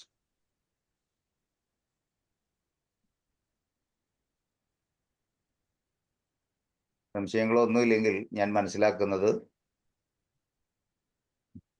Good evening sir. Good evening. Sir actually ഇപ്പം ലേണിംഗ് ഡിസബിലിറ്റിയെ കുറിച്ച് സാർ ഇപ്പം ഇത്രയൊക്കെ പറഞ്ഞതിൽ ഡിസ്ലെക്സിയ മാത്രമേ സാർ പറഞ്ഞുള്ളൂ. നമ്മളിപ്പോ ലേണിംഗ് ഡിസബിലിറ്റിയിൽ ഡിസ്ഗ്രാഫിയ, ഡിസ്കാൽക്കുലിയയും കൂടി നമ്മൾ പറയുന്നുണ്ട്. സാർ ഇപ്പൊ കൂടുതലും പറഞ്ഞ ഡിസ്ലെക്സിയനെ കുറിച്ചിട്ടാണ്. അപ്പൊ അതിനെ കുറിച്ചൊന്ന് പറയാമോ സാർ? ലേണിംഗ് ഡിസബിലിറ്റിയിലെ 29 ഡിഫറെന്റ് ബ്രാഞ്ചസ് ഉണ്ട്, 3 അല്ല. 29. നമ്മുടെ പുസ്തകത്തിൽ അത് കൊടുത്തിട്ടുണ്ട്. There is something called dyspedagogia. അറിയോ? ഡിസ്പെഡഗോഗിയ എന്ന് പറഞ്ഞാൽ അസലായിട്ട് ഉള്ള എന്താ പറയാ, ഡോക്ടറേറ്റ് ഒക്കെ ഉള്ള ടീച്ചർമാര്, നല്ല വിവരമുള്ള ടീച്ചർമാര് പഠിപ്പിക്കണമെന്നും മനസ്സിലാവണില്ല കുട്ടികൾക്ക്. അങ്ങനെയുള്ളതില്ലേ? നല്ല അറിവും നല്ല ഡിഗ്രി ഒക്കെ ഉള്ള ടീച്ചർമാർ പഠിപ്പിക്കുമ്പോൾ മനസ്സിലാവാത്തില്ലേ? അതിനെ ഡിസ്പെഡഗോഗിയ എന്നാണ് പറയാ. It's A sort of teaching disability. Dyslexia എന്ന് പറയുന്നത് it's an umbrella term. Dyslexia, dysgraphia, dyscalculia, dyspraxia, ഇതുപോലെ എല്ലാ ലേണിംഗ് ഡിസബിലിറ്റീനെയും കൂടി ഉൾപ്പെടുത്തി പറയുന്ന ഒരു പേരാണ് ഡിസ്ലെക്സിയ. മനസ്സിലായില്ലേ? നമുക്ക് വൈറൽ ഫീവർ, നമുക്ക് മങ്കി ഫീവർ, നമുക്ക് ആ ഫീവർ, ഈ ഫീവർ, പന്നി ഫീവർ, കോഴി ഫീവറിനൊക്കെ കൂടിയിട്ട് ഫീവർ എന്ന് പറയലോ. പൊതുവെ പനി എന്നല്ലേ പറയാം. അപ്പൊ ഡിസ്ലെക്സിയ എന്നുള്ളത് ഡിസ്ലെക്സിയ എന്ന് പറയുന്ന ഒരു ഗ്രീക്ക് പദമാണ്. അതിന്റെ അർത്ഥം difficulty in reading from the time of birth. ജന്മനാ ഉള്ള വായനയിലുള്ള ഒരു വൈഷമ്യത്തിനെയാണ് നമ്മൾ ഡിസ്ലെക്സിയ എന്ന് പറയാം. ഡിസ്കാൽക്കുലിയ എന്ന് പറയുന്നത് കാൽക്കുലേഷനിലുള്ളത്, ഡിസ്ഗ്രാഫിയ എന്ന് പറഞ്ഞാൽ എഴുത്തിലുള്ളത്, ഡിസ്പ്രാക്സിയ എന്ന് പറഞ്ഞാൽ പ്രാക്ടീസ് ചെയ്യുന്നതിലുള്ളത്.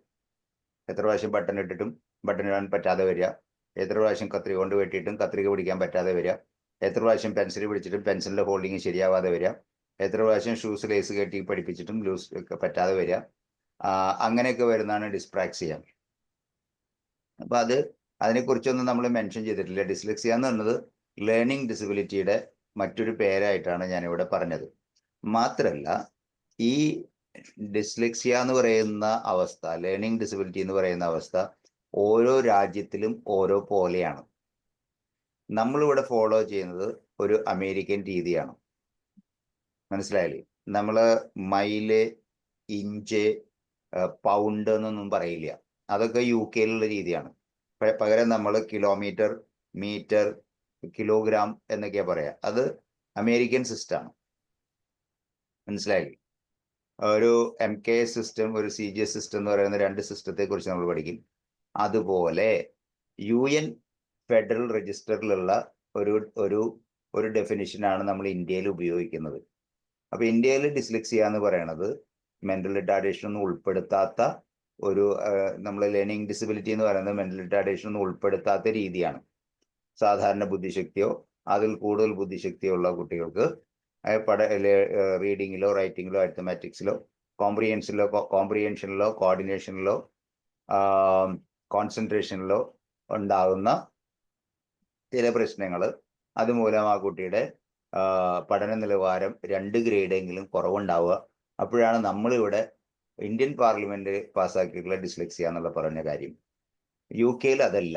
UK-യിൽ ഡിസ്ലെക്സിയ എന്ന് പറയുന്നത് വേറൊരു കാറ്റഗറിയാണ്. അവിടെ മെന്റൽ റിട്ടാർഡേഷൻ ഉള്ള കുട്ടികളെയും അവര് പഠന വൈകല്യമുള്ള കുട്ടികൾ എന്നാണ് പറയാ. ഓട്ടിസം ഉള്ള കുട്ടികളെയും നമ്മൾ പഠന വൈകല്യമുള്ള കുട്ടികൾ എന്നാണ് പറയാ. പഠന വൈകല്യമുള്ള കുട്ടികൾ എന്നാണ് പറയാ. ഓക്കെ, ഒരു സെക്കൻഡ് വരാൻ പറഞ്ഞു. ശരി, ഓക്കെ. എന്താണ് താങ്കൾക്ക് അത് അറിയേണ്ടത്? ടീച്ചറുടെ പേരെന്താ? എന്റെ പേര് ഫാത്തിമ ഫൗസിയ. എന്താ ടീച്ചർക്ക് അറിയണ്ടേ? സർ, ഞാനിപ്പോ ചോദിച്ചത് സർ ഡിസ്ലെക്സിയനെ കുറിച്ചിട്ടുള്ള. സർ, ആ ഒരു ടേം മാത്രം ഫോക്കസ് ചെയ്ത് പറഞ്ഞോണ്ട് ഞാൻ ചോദിച്ചത്. നമ്മളിപ്പോ പഠിക്കുന്ന സമയത്ത് ഞാനിപ്പോ മെയിൻലി ഫോക്കസ് ചെയ്ത് പഠിച്ചത് ആ സമയത്ത് സ്പെസിഫിക് ലേണിംഗ് ഡിസോർഡർ ആണ്. ഡിസ്ലെക്സിയ യൂസ് ചെയ്യരുത് എന്നാണ് ഞാൻ പഠിച്ചത്. അപ്പം സർ ഇപ്പൊ ഡിസ്ലെക്സിയ എന്ന് മാത്രം യൂസ് ചെയ്യുന്നതുകൊണ്ട് ഞാൻ ചോദിച്ചതാണ്. അപ്പൊ അവിടെ അതില് ഇതിന്റെ നോസോളജി ഒരു 10-15 തരത്തില് ലേണിംഗ് ഡിസബിലിറ്റിയെ കുറിച്ച് പറയാറുണ്ട്. Specific learning, specific scholastic backwardness in, അങ്ങനെ പറയുന്ന സ്പെസിഫിക് ലേണിംഗ് ഡിസബിലിറ്റി എന്ന് പറയുന്ന ഒരു സംഗതിയുണ്ട്. അതിൽ ലേണിംഗ് ഡിസബിലിറ്റി എല്ലാം ഉൾപ്പെടും. ഞാൻ ആ ലേണിംഗ് ഡിസബിലിറ്റിയെ കുറിച്ച് പറഞ്ഞത്. UK-യിൽ ആ ലേണിംഗ് ഡിസബിലിറ്റിയിൽ മെന്റൽ റിട്ടാർഡേഷൻ പെടും. നമ്മുടെ അവിടെ അത് പെടില്ല. ഓരോ സാഹചര്യത്തിലും ഓരോ കാര്യങ്ങളാണ്. ഡിസ്ലെക്സിയ എന്ന് പറയുന്നത് ഇറ്റ്സ് എൻ അംബ്രല്ല ടേം. പൊതുവെ എല്ലാത്തിനും കൂടി ഉപയോഗിക്കുന്ന ഒരു പേരാണ് ഡിസ്ലെക്സിയ. ലേണിംഗ് ഡിസബിലിറ്റിയുടെ എല്ലാത്തിനും കൂടി ഉപയോഗിക്കുന്ന ഒരു പേരാണ്, അംബ്രല്ല ടേമാണ് ഡിസ്ലെക്സിയ എന്നുള്ളത്. ഡിസ്ലെക്സിയ പ്രത്യേകമായിട്ട് ഉപയോഗിക്കുമ്പോൾ അത് വായനയിൽ മാത്രമുള്ള വൈകല്യമാണ്. കാരണം ഡിസ്ലെക്സിയ, ഡിസ്പ്രാക്സിയ, ഡിസ്കാൽക്കുലിയ അങ്ങനെ ഓരോന്ന് സെപ്പറേറ്റ് ആയിട്ട് പറയും. നമ്മൾ ക്ലാസ് എടുക്കുമ്പോഴും പറയുമ്പോഴും കോമൺ ആയിട്ട് ലേണിംഗ് ഡിസബിലിറ്റിക്ക് പകരം ഉപയോഗിക്കുന്ന ഒരു വാക്കാണ് ഡിസ്ലെക്സിയ. ഓക്കെ, അതുകൊണ്ട് പറഞ്ഞു. അതുകൊണ്ട് ആർക്കെങ്കിലും കാര്യങ്ങൾ മനസ്സിലാവാതെ വന്നോ? പറഞ്ഞ കാര്യങ്ങൾ നമുക്കിന്ന് പറഞ്ഞിട്ടുണ്ടായിരുന്നത് പഠന വൈകല്യത്തിന്റെ സാമൂഹ്യ നന്മ, പഠനവൈകല്യം പരിഹരിക്കുന്നതിന്റെ സാമൂഹ്യ നന്മ എന്നുള്ളതാണ്. അപ്പൊ അതുകൊണ്ടാണ് അത് പരിഹരിക്കാതിരിക്കുമ്പോൾ എന്ത് സംഭവിക്കും, പരിഹരിക്കുമ്പോൾ എന്ത് സംഭവിക്കും എന്നുള്ളത് നമുക്ക് സ്പെസിഫിക് ആയിട്ട് പറഞ്ഞത്. ഓക്കെ സർ, പിന്നെ ഒരു കാര്യം എന്ന് വെച്ചാൽ ഇപ്പൊ നമ്മൾ അസസ്മെന്റ് ചെയ്യുന്ന സമയത്ത് കൂടുതലും നമ്മുടെ അടുത്ത് വരുന്നുള്ളത് കൊറോണ ബേസ് നഷ്ടപ്പെട്ട കുട്ടികൾ ആ ഒരു രീതിയിലാണ് വരുന്നുള്ളത്. അപ്പൊ അതും ഈ പഠന വൈകല്യമായിട്ട് എന്തെങ്കിലും ബന്ധപ്പെടുത്താൻ പറ്റുമോ നമുക്ക്? ഒരു കുട്ടി ജനിച്ചു കഴിഞ്ഞാൽ ഒരു 2 വയസ്സാകുമ്പോഴേക്കും ആ കുട്ടിയുടെ തലച്ചോറിന്റെ സ്ട്രക്ചറൽ ഡെവലപ്മെന്റ് 80% കംപ്ലീറ്റ് ആയിരിക്കും. ഓക്കെ, സ്ട്രക്ചറൽ ഡെവലപ്മെന്റ് 80% കംപ്ലീറ്റ് ആയിരിക്കും. ഒരു കുട്ടിയുടെ ജനിച്ചു കഴിഞ്ഞാൽ 4.5 വയസ്സാകുമ്പോഴേക്കും ആ കുട്ടിയുടെ തലച്ചോറിന്റെ ഫങ്ഷണൽ ഡെവലപ്മെന്റ് 50% കംപ്ലീറ്റ് ആയിരിക്കും. അപ്പൊ ഈ 4.5 വയസ്സിലെ ഈ ഫങ്ഷണൽ ഡെവലപ്മെന്റ് 50% കംപ്ലീറ്റ് ആകുമ്പോഴേക്കും കുട്ടി അച്ചീവ് ചെയ്യുന്ന 132 പ്രീ അക്കാഡമിക് സ്കിൽസ് ഉണ്ട്. അതിലെ പ്രധാനപ്പെട്ട സ്കിൽസ് ഒക്കെ ഞാൻ എൻ്റെ പുസ്തകത്തിൽ 10ാമത്തെ അധ്യായത്തിൽ കൊടുത്തിട്ടുണ്ട്. 132ഓളം സ്കിൽസ് ഉണ്ട്. അത് ഈ കുട്ടികൾ സാമൂഹികമായിട്ട് ഇടപെട്ടിട്ടും കൂടെ കളിച്ചിട്ടും ചില ആക്ടിവിറ്റികൾ ചെയ്തിട്ടും ഒക്കെ ആർജിച്ചെടുക്കുന്ന സ്കിൽസാണ്. ഓക്കെ, ഈ കൊറോണയുടെ സമയത്ത് ഉണ്ടായ 2-3 പ്രശ്നങ്ങളുണ്ട്. ഒന്ന്, ഇവർക്ക് കൂട്ടായിട്ട് പഠിക്കേണ്ട, തനിയെ പഠിച്ചെടുക്കേണ്ട കാര്യങ്ങൾക്ക് അവസരങ്ങൾ കിട്ടിയില്ല. കുട്ടികൾ നിറങ്ങൾ പഠിക്കുന്നത്, സൈസ് പഠിക്കുന്നത്, ഷേപ്പ് പഠിക്കുന്നത്, പ്രശ്ന പരിഹാരങ്ങൾ പഠിക്കുന്നത്, ഡിസിഷൻ എടുക്കാൻ പഠിക്കുന്നതൊക്കെ ഒരു സമൂഹത്തിൽ ജീവിക്കുമ്പോഴാണ്.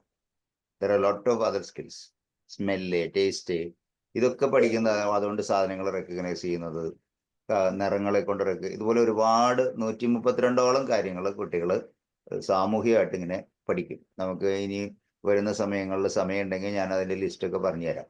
അപ്പോൾ അതങ്ങനെ പഠിക്കും. അപ്പോൾ അതിന് ഒരു സമയം, ഒരവസരം കൊറോണയുടെ സമയത്ത് കിട്ടിയില്ല. അതുകൊണ്ട് ആ ബേസിക് സ്കിൽസിന്റെ പഠനം കുറഞ്ഞതുകൊണ്ട് പിന്നീട് അക്കാഡമിക് സ്കിൽസിലൊക്കെ കുട്ടികൾ പുറകോട്ട് പോയി. രണ്ടാമത്തെ കാര്യം എന്താണെന്ന് വെച്ചാൽ, അന്ന് നമ്മൾ വിദ്യാഭ്യാസ മന്ത്രി ഉൾപ്പെടെ എല്ലാവരോടും റിക്വസ്റ്റ് കൊടുക്കുകയും മെമ്മോറാണ്ടം കൊടുക്കുകയൊക്കെ ചെയ്തതാണ് 10 വയസ്സിന് താഴെയുള്ള കുട്ടികൾ ഈ സ്ക്രീൻ ഉപയോഗിക്കാൻ പാടില്ല. അത് അവരുടെ തലച്ചോറിനെ മോശമായിട്ട് ബാധിക്കും. അപ്പൊ അതിന്റെ ആദ്യത്തെ കാര്യം, അവർക്ക് പല കാര്യങ്ങളിലും അഡിക്ഷൻ ഉണ്ടാവും, അവർ ഇമ്പൾസീവായിട്ട് പെരുമാറുന്നതാണ്. ഇത് കൃത്യമായിട്ട് അക്കമിട്ട് എഴുതിയിട്ട് തന്നെ നമ്മൾ അന്നത്തെ വിദ്യാഭ്യാസ മന്ത്രി, എൻ്റെ ഒരു സുഹൃത്തായിരുന്നു, രവീന്ദ്രൻ മാഷ് ഉൾപ്പെടെയുള്ളവർക്ക് അത് കൈമാറിയിട്ടുണ്ടായിരുന്നു. പക്ഷെ അന്ന് വേറെ കുറെ സാഹചര്യങ്ങൾ ഉണ്ടായിരുന്നു. അതുകൊണ്ട് LKG കുട്ടികൾക്ക് വരെ ഈ മൊബൈൽ ഫോൺ കയ്യിൽ കൊടുത്തു. അതൊരു പൈശാചികമായിട്ടുള്ള ഒരു പ്രവർത്തനമായിരുന്നു ചെയ്തത്. പല രാജ്യങ്ങളിലും 10 വയസ്സ് വരെയുള്ള കുട്ടികൾക്ക് ഈ സോഷ്യൽ മീഡിയ ഉപയോഗിക്കാൻ അനുവാദം കൊടുത്തിരുന്നില്ല. പല രാജ്യങ്ങളും ആ ഒരു കൊല്ലം കുട്ടികൾ പഠിക്കേണ്ടെന്ന് തന്നെ തീരുമാനിച്ചു. 8ാം ക്ലാസ്സിലുള്ള കുട്ടികൾ കൊറോണ കഴിഞ്ഞ് വരുമ്പോൾ 9ാം ക്ലാസ്സിലേക്ക് ആവും. നമ്മൾ കൊറോണയുടെ ഇടയിലും കുട്ടികൾക്ക് ക്ലാസ് കയറ്റൊക്കെ കൊടുത്തു. നമ്മൾ വർഷം നഷ്ടപ്പെടുത്തേണ്ടെന്നൊക്കെ വിചാരിച്ചു. അങ്ങനെ കുറേ സംഭവങ്ങളൊക്കെ നമ്മൾ ചെയ്തു.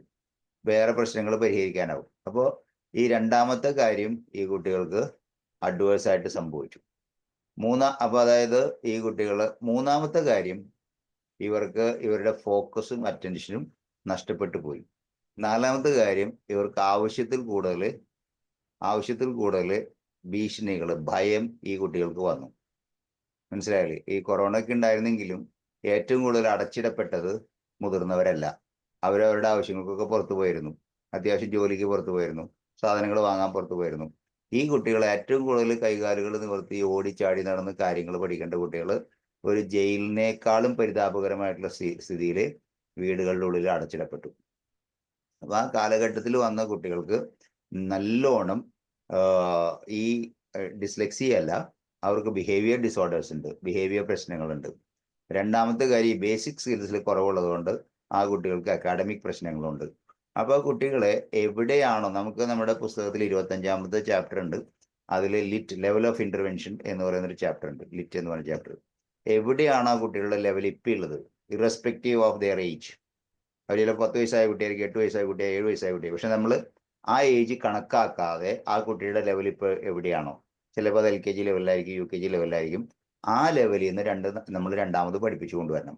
അങ്ങനെ പഠിപ്പിച്ചു കൊണ്ടുവരാൻ ടീച്ചേഴ്സിന് സമയമില്ലെങ്കിൽ പാരൻസും കൂടി ഉൾപ്പെട്ടിട്ട് അതിൽ പ്രധാനപ്പെട്ട കാര്യങ്ങൾ, അതായത് ഭാവി ജീവിതത്തിലേക്ക് ആവശ്യമുള്ള കാര്യങ്ങൾ മാത്രമായിട്ടാണെങ്കിലും ആ സ്കിൽസ് നമ്മൾ ഡെവലപ്പ് ചെയ്യേണ്ടി വരും. ഇപ്പം 4ാം ക്ലാസ്സിലെത്തിയ കുട്ടിയാണ്, 3 വർഷം ആ കുട്ടികൾക്ക് കൊറോണയും ബാക്കിയുള്ള കാര്യങ്ങളൊക്കെ നഷ്ടപ്പെട്ടിട്ടുണ്ടെങ്കിൽ at least you should teach them how to read and write. അവർ ജനറൽ നോളജ് ഒക്കെ പോട്ടെ, ഇൻഫർമേഷൻ ഒക്കെ പോട്ടെ, പക്ഷെ വായിക്കുക, എഴുതുക, ബേസിക് ആയിട്ടുള്ള അരിത്തമെറ്റിക്സ് ചെയ്യുക എന്നുള്ള ആ സ്കിൽസ് എങ്കിലും നമ്മൾ ഉണ്ടാക്കി കൊടുത്താൽ കുട്ടികൾ അറിവ് തേടി പിടിച്ചോളും. അവർക്ക് ആവശ്യമുള്ള സമയത്ത് അവർ തേടി പിടിച്ചോളും. ഓക്കെ, ഇപ്പം നമ്മളൊരു ക്ലാസ് എടുക്കുമ്പോൾ +2ലോ അല്ലെങ്കിൽ അവിടേക്ക് പോയി ക്ലാസ് എടുക്കുമ്പോൾ നമുക്ക് ഒരു ഡാറ്റ പോലും തെറ്റി പറയാൻ പറ്റില്ല.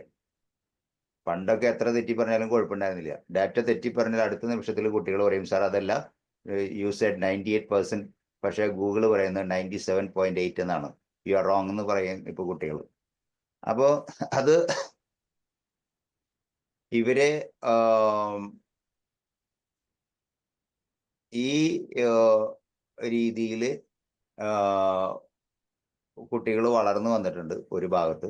അതേസമയം ഇവർക്ക് ഇത്രയധികം ഇൻഫർമേഷൻ ഉള്ള, ആ ഇൻഫർമേഷനേക്കാൾ കൂടുതൽ അവർക്ക് വേണ്ടത് അപ്പം ഞാൻ പറഞ്ഞു വന്നതാണ്, സോറി ഞാൻ ട്രാക്ക് തെറ്റിപ്പോയി.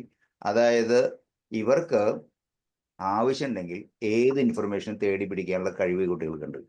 പക്ഷെ ആ കഴിവുണ്ടാവണമെങ്കിൽ കുട്ടികൾക്ക് റീഡിങ്ങും റൈറ്റിങ്ങും ബേസിക് അരിത്തമാറ്റിക്സും പഠിപ്പിച്ചു കൊടുക്കണം. നമ്മൾ ഡ്രൈവിംഗ് പഠിപ്പിച്ചാൽ മതി, നമ്മൾ ബോംബെയിലേക്ക് പോകാൻ പഠിപ്പിക്കേണ്ട. കുട്ടികൾ മാപ്പ് നോക്കി ബോംബെയിലേക്ക് പൊക്കോളും. പക്ഷെ ഡ്രൈവിംഗ് പഠിപ്പിച്ചാൽ മതി, നമ്മൾ റീഡിങ്ങും റൈറ്റിങ്ങും പഠിപ്പിച്ചാൽ മതി, കുട്ടികൾ ആവശ്യമുള്ള ഇൻഫർമേഷൻസ് എടുത്തോളും. അപ്പോൾ ഈ കൊറോണ സമയത്ത് സെറ്റ് ബാക്ക് ഉണ്ടായിട്ടുള്ള കുട്ടികൾക്ക് നമ്മൾ ശ്രദ്ധിക്കേണ്ട, കുട്ടികൾക്ക് പ്രായത്തിനനുസരിച്ചിട്ടുള്ള റീഡിങ് റൈറ്റിംഗ് അരിത്തമാറ്റിക്സ് ഉണ്ടോ, ഇല്ലെങ്കിൽ ബാക്കിയൊക്കെ മാറ്റി വെച്ചിട്ട് അതിലേക്ക് ഈ കുട്ടികളെ കൊണ്ടുവരാനായിട്ട് ശ്രമിക്കുക. അപ്പോൾ അവർ ആ ഭാഗത്തുനിന്ന് രക്ഷപ്പെട്ടു പൊക്കോളും. Any other doubts? ഞാൻ ടീച്ചറുടെ സംശയത്തിന് ഉള്ള ഉത്തരമാണോ ഞാൻ പറഞ്ഞത്? Are you satisfied with that answer? Yes, sir. Thank you. Okay. Anybody else? ഇനി നമുക്ക് 8 മിനിറ്റ് ഉണ്ട്. നിങ്ങൾക്ക് ഒന്നും പറയാനില്ലെങ്കിൽ നിങ്ങൾക്ക് ഫീഡ്ബാക്ക് പറയാം. അപ്പൊ അതിൽ നിന്ന് എനിക്ക് എന്തെങ്കിലും നിങ്ങളോട് പറഞ്ഞു തരാനുണ്ടാവും. അല്ലെങ്കിൽ ഫീഡ്ബാക്ക് പറയാനല്ലെങ്കിൽ നിങ്ങൾക്ക് സംശയം ചോദിക്കാം. നേരത്തെ പറഞ്ഞല്ലോ, അപ്പൊ നമ്മള് ബർത്ത് ടൈമിൽ ടെസ്റ്റ് ചെയ്യുന്നോണ്ട് നമുക്ക് LD കണ്ടുപിടിച്ച് ഒരുവിധം പരിഹരിക്കാൻ പറ്റുമെന്നുള്ളത്. LD അല്ല, അവരുടെ ഭിന്നശേഷി ഡെവലപ്മെന്റൽ ഡിസോർഡേഴ്സ് വരാനിരിക്കുന്ന 17 ഡെവലപ്മെന്റൽ ഡിസോർഡേഴ്സ് ഫസ്റ്റ് ഡേയിലുള്ള അസസ്മെന്റിൽ നമുക്ക് കണ്ടുപിടിക്കാം. അങ്ങനെയാണെങ്കിൽ ഇതിൽ പലതും നമുക്ക് ആദ്യത്തെ 2 വർഷം ഈ ബ്രെയിൻ ഡെവലപ്പ് ചെയ്തുകൊണ്ടിരിക്കുന്ന സമയമാണ്. ആ 2 വർഷത്തിലുള്ള ഇടപെടലുകളെ കൊണ്ട് ഒരുപാട് വ്യത്യാസം വരുത്താൻ പറ്റും. പറയൂ ടീച്ചർ, ചോദ്യം ചോദിക്കൂ. What was your question? ഇങ്ങനെയാകുമ്പോ ഇപ്പൊ നമ്മള് പറയാറുണ്ട് പൊതുവെ ഇവര് പഠനത്തിൽ പിന്നൊക്കെയാണെങ്കിലും ഇവർക്ക് വേറെ എന്തെങ്കിലും കഴിവുകൾ ഉണ്ട് എന്നുള്ളത്. പൊതുവെ നമ്മള് പേരൻസിനൊക്കെ അങ്ങനെ പറഞ്ഞു കൊടുക്കണ്ട, അവര് അത് കരുതി വിഷമിക്കണ്ട എന്നുള്ള രീതിയിൽ. പക്ഷെ എല്ലാവർക്കും അങ്ങനെ ഒരു കഴിവ് ഉണ്ടാവോ? ഇല്ല, വിഷമിക്കാതിരിക്കാൻ നമ്മൾ പറഞ്ഞു കൊടുക്കണ്ട. നമ്മൾ പേരൻസിനോട് സത്യം മാത്രമേ പറയാവൂ. നിങ്ങൾക്ക് ആ കുട്ടിയെ ഡെവലപ്പ് ചെയ്ത് കൊണ്ടുവരാൻ പറ്റും. ഇപ്പൊ നമ്മളിവിടെ പറയാറുണ്ട്, നമുക്കിപ്പോൾ ഒരു 300 കുട്ടികളെങ്കിലും ഇവിടെ നമ്മൾ ഓട്ടിസം ഉള്ള കുട്ടികൾ വിവാഹം കഴിഞ്ഞ് കുട്ടികളായിട്ട് ജീവിക്കുന്നുണ്ട്. There living. ഓക്കെ, ഈ സെറിബ്രൽ പാൾസി ഉള്ള കുട്ടികൾ വിവാഹം കഴിഞ്ഞ് ജീവിക്കുന്നുണ്ട്. മെന്റൽ റിട്ടാർഡേഷൻ ഉള്ള കുട്ടികൾ വിവാഹം കഴിഞ്ഞ് ജീവിക്കുന്നുണ്ട്. ഇന്റലക്ച്വലി ഡെഫിസിറ്റ് ആയിട്ടുള്ള കുട്ടികൾ വിവാഹം കഴിഞ്ഞ് ജീവിക്കുന്നുണ്ട്. നമുക്കിത് ഓഫർ കൊടുക്കാനൊന്നും പറ്റില്ല. As A special educator you cannot offer. പക്ഷെ പാരൻസിന് അങ്ങനെ ആഗ്രഹം ഉണ്ടെങ്കിൽ യു ക്യാൻ ഗൈഡ് ദം. മനസ്സിലായില്ലേ? അപ്പോൾ അവർ സന്തോഷിച്ചോട്ടെ എന്ന് വിചാരിച്ച് പണ്ട് പലരും പറഞ്ഞതാണ് അവരെ ചതിക്കുഴിയിലാക്കിയത്. എന്ന് വെച്ച് കഴിഞ്ഞാൽ ആദ്യത്തെ ദിവസം തന്നെ ഒരു ഡൗൺ സിൻഡ്രോം ഒരു നല്ല നിയോനാറ്റോളജിസ്റ്റിന് മനസ്സിലാവും.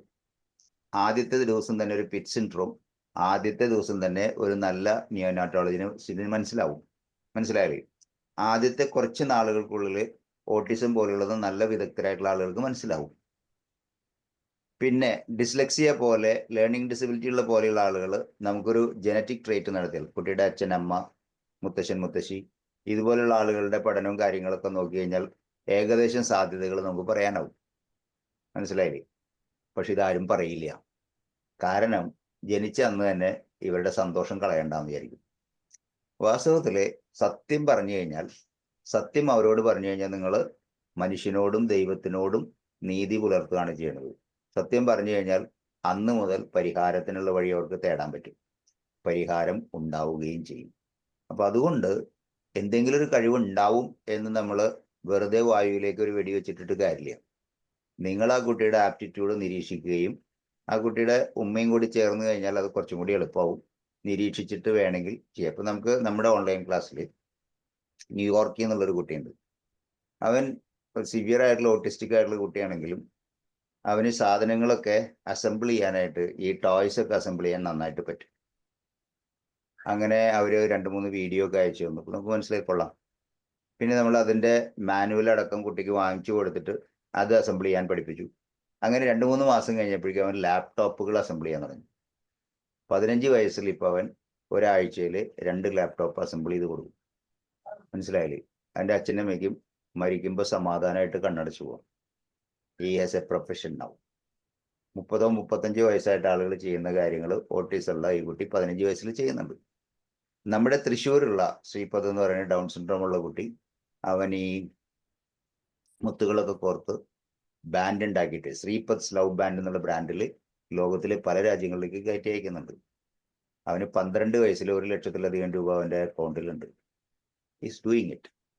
അപ്പൊ നമ്മൾ നോക്കുകയാണെങ്കിൽ ആ കുട്ടിയുടെ, നമ്മൾ ശ്രീപദിനെ മുത്തു കോർക്കാൻ പഠിപ്പിച്ചതല്ല, നമ്മൾ ശ്രീപദിന് കൈകൾ വഴങ്ങാൻ വേണ്ടിയിട്ട് നമ്മളൊരു എക്സസൈസ് കൊടുത്തതാ. പക്ഷെ അതിലവൻ കയറിപ്പോയി, അവനതൊരു പ്രൊഫഷനാക്കി. ഇപ്പൊ അവൻ മിക്കവാറും എക്സിബിഷനുകളിൽ ശ്രീപദിന്റെ എക്സിബിഷൻ ഉണ്ട്. അയർലൻഡിലേക്ക്, UK-ലേക്കൊക്കെ അവന്റെ ലവ് ബാൻഡ്സ്, അവന്റെ ബാൻഡുകൾ അയച്ചു കൊടുക്കുന്നുണ്ട്. ഹീസ് എക്സ്പോർട്ടിങ് ഇറ്റ് 12 വയസ്സിൽ. അപ്പോ നമുക്ക് എന്തെങ്കിലും ഒരു കഴിവുണ്ടാവുന്നല്ല. അങ്ങനെ നമ്മൾ സമാധാനിപ്പിക്കേണ്ട, നമ്മൾ അസത്യം പറയണ്ട, ഒരാളെ സന്തോഷിപ്പിക്കും വേണ്ട. പകരം നമുക്ക് കുറച്ചുകൂടി വെയിറ്റ് ചെയ്യാം, നമുക്ക് കുറച്ചുകൂടി ഒബ്സർവ് ചെയ്യാം. എന്നിട്ട് ഇതിന്റെ സാധ്യതകൾ അവരെ ബോധ്യപ്പെടുത്താം, അതിൻ്റെ ഉള്ള പരിശീലനത്തിലുള്ള സാധ്യതകൾ ബോധ്യപ്പെടുത്താം. നമുക്ക് വേണേൽ അവരുടെ കൂടെ അവരെ സഹായിക്കാം. അങ്ങനെ മുന്നോട്ട് പോകാം. നമുക്ക് ഓഫർ കൊടുക്കാനില്ല. നിങ്ങൾ എടുക്കുന്ന എഫേർട്ടിനനുസരിച്ചുള്ള റിസൾട്ട് കുട്ടിക്ക് ഉണ്ടാവും. സ്പെഷ്യൽ എഡ്യൂക്കേറ്ററുടെ എന്താ പറയാ, സാധ്യതകൾ പരിമിതമാണ്. നിങ്ങൾ 2 മണിക്കൂർ 3 മണിക്കൂറൊക്കെയാണ് ഒരു കുട്ടിയുടെ കൂടെ മാക്സിമം ചെലവഴിക്കാൻ പറ്റുക. അത് മേ ബി 2-3 പ്രാവശ്യം ആഴ്ചയിൽ. 24 മണിക്കൂറും ചെലവഴിക്കുന്ന അമ്മയ്ക്കാണ് ദ ബെസ്റ്റ് തെറപ്പിസ്റ്റ് ആവാൻ എപ്പോഴും കഴിയുക. Did I answer your question? ഒരു ചെറിയ ഡൗട്ട് ഇവിടെ. പിന്നെ ഈ പറഞ്ഞ പോലെ നമ്മുടെ ഇതിപ്പോ ബ്രെയിനിൽ വരുന്ന ഒരു പ്രശ്നമായിട്ടാണ് നമ്മൾ ഈ LD-നെ പറയുന്നത്. പക്ഷെ LD-ക്ക് മുമ്പ് തന്നെ നമ്മുടെ പഠന പിന്നോക്കാവസ്ഥ അതിലേറെ കുറച്ചും കൂടെ ഇതായിട്ടാണ് പറയുന്നത്. അപ്പൊ ഈ പറഞ്ഞ പോലെ പുറമേ നിന്നുള്ളതും കൂടെ എഫക്ട് ചെയ്യുന്നതാണ് പഠന പിന്നോക്കാവസ്ഥയും LD-യും തമ്മിലുള്ള വ്യത്യാസം എന്താണ്? അതായത് ഞാൻ മനസ്സിലാക്കിയത് പഠന പിന്നോക്കാവസ്ഥയിലെ ഒരു സൈക്കോ എഡ്യൂക്കേഷണൽ പാർട്ട് മാത്രമാണ് LD. പഠന പിന്നോക്കാവസ്ഥ എന്ന് പറഞ്ഞാൽ ചെറിയൊരു പാർട്ട് മാത്രമേ അതിൽ LD വരുന്നുള്ളൂ. ബാക്കിയുള്ള പുറമേ നിന്നുള്ള, ഇപ്പൊ കുടുംബ സാഹചര്യമായിട്ടും ഇപ്പൊ ഈ പറഞ്ഞ പോലെ മൊബൈൽ അഡിക്ഷൻ, അതൊക്കെ നമുക്ക് പിന്നീട് വന്ന് പഠന പിന്നോക്കാവസ്ഥയിൽ എത്തുന്നതാണ്. പക്ഷെ LD എന്ന് പറഞ്ഞാൽ കുറച്ചും കൂടെ ബർത്തുമായിട്ട് ബന്ധപ്പെട്ട് കിടക്കണം. അങ്ങനെയാണ് ഞാൻ മനസ്സിലാക്കിയിട്ടുള്ളത്. അതെ, അതിലെ പഠന പിന്നോക്കാവസ്ഥ എന്ന് പറയുന്നത് പ്രശ്നവും ലേണിംഗ് ഡിസബിലിറ്റി എന്ന് പറഞ്ഞാൽ അതിൽ പല കാരണങ്ങളിൽ ഒന്നുമാണ്. മനസ്സിലായില്ലേ? Learning disability is the cause, scholastic backwardness is the effect. അപ്പോൾ പഠന പിന്നോക്കാവസ്ഥയിലേക്ക് നയിക്കുന്ന അനേക കാരണങ്ങളുണ്ട്. ഓട്ടിസം പഠന പിന്നോക്കാവസ്ഥയിലേക്ക് നയിക്കാം. ഈ ബിഹേവിയർ പ്രോബ്ലംസ് പഠന പിന്നോക്കാവസ്ഥയിലേക്ക് നയിക്കാം. ഒരു കുട്ടിക്ക് കാഴ്ചയില്ലെങ്കിലും പഠന പിന്നോക്കാവസ്ഥയിലേക്ക് നയിക്കാം. ലേണിംഗ് ഡിസബിലിറ്റി ഉണ്ടെങ്കിലും പഠന പിന്നോക്കാവസ്ഥയിലേക്ക് വരാം. പഠന പിന്നോക്കാവസ്ഥ എന്ന് പറഞ്ഞാൽ വൈഡ് സ്പെക്ട്രത്തിലുള്ള ഒരു സംഗതിയാണ്. അതിൻ്റെ ഒരു കാരണമാണ് ലേണിംഗ് ഡിസബിലിറ്റി. അപ്പോൾ ഇത് വളരെ ചെറുപ്പത്തിൽ നമുക്ക് കണ്ടുപിടിക്കാൻ പറ്റും. മേ ബി 90 ദിവസത്തിൽ നമുക്ക് അതിൻ്റെ സാധ്യതകൾ കണ്ടുപിടിക്കാൻ പറ്റും. കുട്ടികൾ, നിങ്ങൾക്കറിയാം, ഒരു കുട്ടി ജനിച്ചു കഴിഞ്ഞാൽ ആദ്യം എന്താ ചെയ്യേണ്ടത്? കുട്ടി കരയും. ജനിച്ചു കഴിഞ്ഞാൽ ആദ്യം എന്ത് ചെയ്യണം? കരയണം. കരയും. എന്തിനാ കുട്ടി കരയുന്നത്? ബ്രീത്ത് ചെയ്യും. ആ കരയുന്ന സമയത്താണ് ഈ ബ്രീത്തിന്റെ ഡക്റ്റ് മുഴുവൻ ക്ലിയർ ആവുന്നത്. കരയുന്ന സമയത്താണ് കുട്ടിക്ക് ശ്വാസം കിട്ടുന്നത്. ആ കുട്ടിയുടെ റെസ്പിറേറ്ററി സിസ്റ്റം ഇൻഡിപെൻഡന്റ്. ഇതുവരെ അമ്മയുടെ വായുവാണ് കുട്ടി ശ്വസിച്ചിരുന്നത്, അമ്മയുടെ ഓക്സിജനാണ് ശ്വസിച്ചിരുന്നത്. ആ കുട്ടിയുടെ ഡൈജസ്റ്റിംഗ് സിസ്റ്റം മുഴുവൻ ഇൻഡിപെൻഡന്റ് ആകുന്ന ഈ കരച്ചിലിന്റെ സമയത്താണ്. അതുവരെ അമ്മ ദഹിപ്പിച്ചു കൊടുത്തിരുന്ന ഭക്ഷണമായിരുന്നു കുട്ടി കഴിച്ചിരുന്നത്, കുട്ടിയുടെ ശരീരത്തിലേക്ക് ഈ എംബ്ലിക്കൽ കോഡ് വഴി എത്തിയിരുന്നത്. കുട്ടിയുടെ എക്സ്ക്രീറ്ററി സിസ്റ്റം ഡെവലപ്പ് ചെയ്യുന്നത് അല്ലെങ്കിൽ ഇൻഡിപെൻഡന്റ് ആവുന്ന ആ ഒരു കരച്ചിലിന്റെ സമയത്താണ്. അതുവരെ വിസർജ്യങ്ങൾ പോയത് അമ്മയുടെ വിസർജ്യത്തിലൂടെയാണ്. അങ്ങനെ 5 സംവിധാനങ്ങൾ, സർക്കുലേറ്ററി സിസ്റ്റം 5 സംവിധാനങ്ങൾ ഇൻഡിപെൻഡന്റ് ആവുന്ന ഈ കരച്ചിലിന്റെ സമയത്താണ്. കുട്ടി ജനിച്ച ഉടനെ കരയും. 28 ദിവസം കഴിയുമ്പോഴേക്കും കുട്ടി ഇങ്ങനെ കൈവിടും. അതുവരെ കുട്ടി ഏത് സാധനങ്ങൾ കിട്ടിയാലും കൈ പിടിക്കും. ഓക്കെ, 4 ആഴ്ച. കുട്ടി 45 മുതൽ 56 ദിവസം വരെയുള്ള സമയത്ത് സ്മൈൽ ഓഫ് റെക്കഗ്നേഷൻ നടത്തും. അതായത് ഒരാളെ കണ്ട് അറിഞ്ഞ് ചിരിക്കാനായിട്ട് തുടങ്ങും.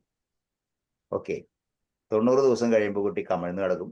അത് കഴിഞ്ഞ ഒരു 10-15 ദിവസം കുട്ടി നീന്തും, മുന്നോട്ട് നീന്തും, പിറകോട്ട് നീന്തും. അപ്പൊ ഈ നീന്താത്ത കുട്ടികളിൽ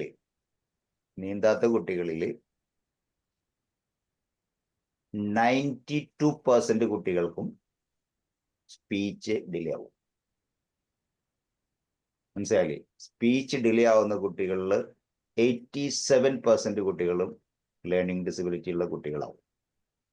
അതായത് സ്പീച്ച് മാത്രം ഡിലേ ആവുകയും, നിങ്ങൾക്കറിയാം ഈ 3 മാസത്തിൽ കമിഴ്ന്ന് കിടക്കും, പിന്നെ നീന്തും, 6 മാസത്തിലിരിക്കും, 9 മാസത്തിൽ നിൽക്കും, 12 മാസത്തിൽ നടക്കും, 15 മാസത്തിൽ സംസാരിക്കും,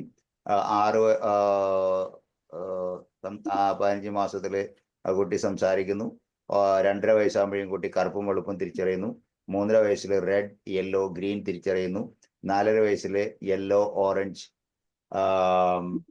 വയലറ്റ് തിരിച്ചറിയും, 5 വയസ്സിൽ ബ്രൗൺ തിരിച്ചറിയും. അങ്ങനെ ഡെവലപ്മെന്റ്. ഇപ്പൊ നമ്മുടെ പുസ്തകം കയ്യിലുണ്ടെങ്കിൽ പുസ്തകത്തില് അപ്പൻഡിക്സിൽ 52 ആഴ്ചകളിലും കുട്ടിക്ക് ഉണ്ടാവുന്ന 15 ഡെവലപ്മെന്റുകൾ വീതം ആ പുസ്തകത്തിൽ കൊടുത്തിട്ടുണ്ട്. അത് ഒരു ലിസ്റ്റ് വെച്ച് നോക്കി കഴിഞ്ഞാൽ നമുക്ക് അറിയാൻ പറ്റും ഏതൊക്കെയാണ് മിസ്സാവണത്. അപ്പൊ ശരിക്കും 3 മാസത്തില് നമുക്ക് ജനിച്ചു കഴിഞ്ഞ് 3 മാസത്തില് പഠന വൈകല്യത്തിന്റെ ലക്ഷണങ്ങൾ കണ്ടു തുടങ്ങും. ഇനി അതിനു മുമ്പ് നമുക്ക് സംശയിക്കാം. കാരണം ഒരു കുട്ടിയുടെ സമയം വൈകില്ലേ, നമുക്ക് നിർത്താം. ഇത് കംപ്ലീറ്റ് ആക്കണം. കുഴപ്പമില്ല സർ, സർ കണ്ടിന്യൂ ചെയ്തോ. അതില് അവസാനം പറഞ്ഞ എന്താ? ഒരു കുഞ്ഞ് ജനിക്കുമ്പോൾ, ഒരു കുഞ്ഞിന് ഡിസ്ലെക്സിയ അല്ലെങ്കിൽ ലേണിംഗ് ഡിസബിലിറ്റി ആണെങ്കിൽ അതൊരു 3 റീസൺസ് ഉണ്ട്. ഒന്ന് ജനറ്റിക് റീസൺസ് ഉണ്ട്, ഒന്ന് കൺസീവ് ചെയ്യുന്ന സമയത്തുള്ള റീസൺസ് ഉണ്ട്, വേറെ ഒന്ന് ട്രോമ കൊണ്ടുണ്ടാകുന്ന റീസൺസ് ഉണ്ട്. അതിൽ ആദ്യത്തെയാണ് നമ്മൾ ഏറ്റവും മേജർ റീസൺ ആയിട്ട് പറയുക, ജനറ്റിക്. അപ്പോൾ ഒരു കുട്ടിയുടെ അച്ഛനോ അമ്മയുടെ അച്ഛനോ അച്ഛൻ്റെ അമ്മയുടെ അച്ഛനോ, അമ്മയ്ക്കോ അച്ഛൻ്റെ അമ്മയ്ക്കോ അമ്മയുടെ അച്ഛൻ്റെ അമ്മയ്ക്കോ, ഈ 6 പേരിൽ ആർക്കെങ്കിലും ഒരാൾക്ക് ഡിസ്ലെക്സിയ ഉണ്ടെങ്കിൽ ഈ കുട്ടിക്ക്, ജനിക്കാൻ പോകുന്ന കുട്ടിക്ക് ഡിസ്ലെക്സിയ ഉണ്ടാവാനുള്ള സാധ്യത വളരെ വളരെ കൂടുതലാണ്. That is around 90%. അപ്പൊ നിങ്ങൾക്ക് ഒരു കുട്ടി ജനിക്കുന്നതിന് മുമ്പ്, ഒരുപക്ഷെ വിവാഹിതരാകുന്നതിന് മുമ്പ് നിങ്ങൾക്ക് ഒരു കുട്ടിയുടെ ലേണിംഗ് ഡിസബിലിറ്റിയെ കുറിച്ച്, സാധ്യതകളെ കുറിച്ച് പ്രെഡിക്റ്റ് ചെയ്യാൻ പറ്റും. മനസ്സിലായില്ലേ? ഗർഭിണി ആയിരിക്കുമ്പോൾ തന്നെ നമുക്ക് അതിനുള്ള പ്രിക്കോഷൻസ് എടുക്കാൻ പറ്റും. Remedial education can begin when you conceive. നമ്മൾ കൺസീവ് ചെയ്യുന്ന സമയത്ത് തന്നെ റെമഡിയൽ എഡ്യൂക്കേഷൻ സ്റ്റാർട്ട് ചെയ്യാൻ പറ്റും. അങ്ങനെ നമ്മൾ പല ആളുകളെയും പ്രിപ്പയർ ചെയ്തിട്ടുണ്ട്. ആൻഡ് അവർക്ക് വളരെ നോർമൽ ആയിട്ടുള്ള കുട്ടികൾ പിന്നീട് ജനിച്ചിട്ടുണ്ട്. So you can rectify learning disability even at the time of conception. അങ്ങനെയുണ്ട് കാര്യങ്ങൾ. അപ്പോൾ ഏത് ലേണിംഗ് ഡിസബിലിറ്റിയെ പോലെയുള്ള കാര്യങ്ങൾ പിന്നീട് ഡെവലപ്പ് ചെയ്യുന്നതല്ല. ഇപ്പോൾ ഈ ഇതുപോലെയൊന്നുമല്ല, എന്താ പറയുക, മൊബൈൽ ഫോൺ ഉപയോഗിച്ചിട്ട് വരുന്ന പോലെ ഉള്ള ഒരു വിർച്വൽ ഓട്ടിസം പോലുള്ള കാര്യങ്ങളൊന്നുമില്ല. ലേണിംഗ് ഡിസബിലിറ്റിയുടെ സാധ്യതകൾ സൂക്ഷ്മമായിട്ട് അവനവൻ്റെ കുഞ്ഞുങ്ങളെക്കുറിച്ച് പ്ലാൻ ചെയ്ത്, കുടുംബത്തെക്കുറിച്ച് പ്ലാൻ ചെയ്ത്, കുഞ്ഞുങ്ങൾ അബദ്ധത്തിൽ സംഭവിക്കുന്നത് പോലെ അല്ലാതെ സംഭവിക്കുന്ന പ്ലാൻ ചെയ്തു പോകുന്ന ആളുകൾക്ക് എന്തായാലും ലേണിംഗ് ഡിസബിലിറ്റിയുടെ സാധ്യതകൾ നേരത്തെ അറിയാനും അതിനുള്ള പരിഹാര പ്രക്രിയകൾ നേരത്തെ ചെയ്യാനും കഴിയും. എന്തായാലും എല്ലാവരും വളരെ നന്നായിട്ട് പാർട്ടിസിപ്പേറ്റ് ചെയ്തു. എല്ലാവരും സംശയങ്ങളൊന്നും ചോദിച്ചിട്ടില്ല. പക്ഷേ ഞാൻ കാണുന്നവരൊന്നും ഇരുന്ന് ഉറങ്ങുന്നതായിട്ട് കണ്ടില്ല. ഈ സമയമായിട്ടും പല സ്ഥലത്തുനിന്ന് കയറിയ ആളുകളാണ്. അപ്പം എനിക്ക് വളരെ നന്നായിട്ട് ഇവിടെ സംസാരിക്കാൻ പറ്റി. അത് നിങ്ങളുടെയൊക്കെ സഹകരണം ഉണ്ടായിരുന്നുകൊണ്ടാണ്. നമുക്ക് ഇനി വീണ്ടും കാണാം എന്ന് നമ്മൾ പ്രതീക്ഷിക്കുന്നു. സമയം 4 മിനിറ്റ് ലേറ്റായി. I am extremely sorry. സമയത്തിന് വരികയും സമയത്തിന് പോവുകയും ചെയ്യണമെന്നാണ് എൻ്റെ ആഗ്രഹം. നിങ്ങൾക്ക് ഫീഡ്ബാക്ക് നിങ്ങൾക്ക് എൻ്റെ നമ്പറിൽ അയക്കാം, അല്ലെങ്കിൽ ഞാനായിട്ട് കോൺടാക്ട് ചെയ്യുന്ന ആളുകളായിട്ട് ഫീഡ്ബാക്ക് അയക്കാം. വേറെ എന്തെങ്കിലും സംശയങ്ങളുണ്ടെങ്കിൽ അതിൽ അയക്കാം. നമുക്ക് will keep in touch. So wish you all the best. ഈ കുട്ടികളെ സഹായിക്കാൻ നിങ്ങൾക്ക് പറ്റട്ടെ. രക്ഷപ്പെട്ടു പോകുന്ന ഓരോ കുട്ടികളും അവരുടെ വലുതായി അവരുടെ ജീവചരിത്രങ്ങൾ എഴുതുമ്പോൾ അവരെ സ്പർശിച്ച ടീച്ചർമാരുടെ പേരുകളുടെ കൂട്ടത്തിൽ നിങ്ങളുടെ ഓരോരുത്തരുടെയും പേര് എഴുതാൻ ഇടവരട്ടെ. ദൈവം അതിനെ നിങ്ങളെ സഹായിക്കട്ടെ. Thank you. Thank you, sir.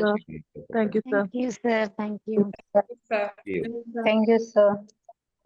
Thank you, sir. Thank you, sir. Sir, lastly, സാറിന്റെ ബുക്ക് ഇവിടെ നിന്ന് കിട്ടാൻ പറ്റുന്നൊന്ന് അറിയാൻ പറ്റുമോ സർ? ബുക്കിന്റെ ഷെയർ ചെയ്യും sir. Sir left. Thank you sir. Hello dears, നമ്മുടെ ടൈം ഒരു 5 മിനിറ്റ് ലേറ്റ് ആണ്. നമ്മുടെ ഈ ലിങ്കിൽ തന്നെ വേറൊരു പ്രോഗ്രാം 8:30 നടക്കാനുള്ളതാണ്. അപ്പോൾ അതുകൊണ്ട് തൽക്കാലം നമുക്ക് എന്ത് ചെയ്യാം, ബുക്ക് എവിടെ നിന്നാണ് അവൈലബിൾ ആവുന്നത് എന്ന് നിങ്ങളെ അറിയിക്കാം. അപ്പം ഈ സെഷനിൽ ഇത്രയും ടൈം നമുക്ക് വേണ്ടി ഇത്രയും ആത്മാർത്ഥതയോടെ വീഡിയോ ഓൺ ചെയ്തിരുന്ന എല്ലാ ടീമിനും ഒരുപാട് താങ്ക്സ്. ഓക്കെ, തൽക്കാലം വൈൻഡപ്പ് ആക്കുകയാണ് കേട്ടോ. Thank you, Miss. Thank you.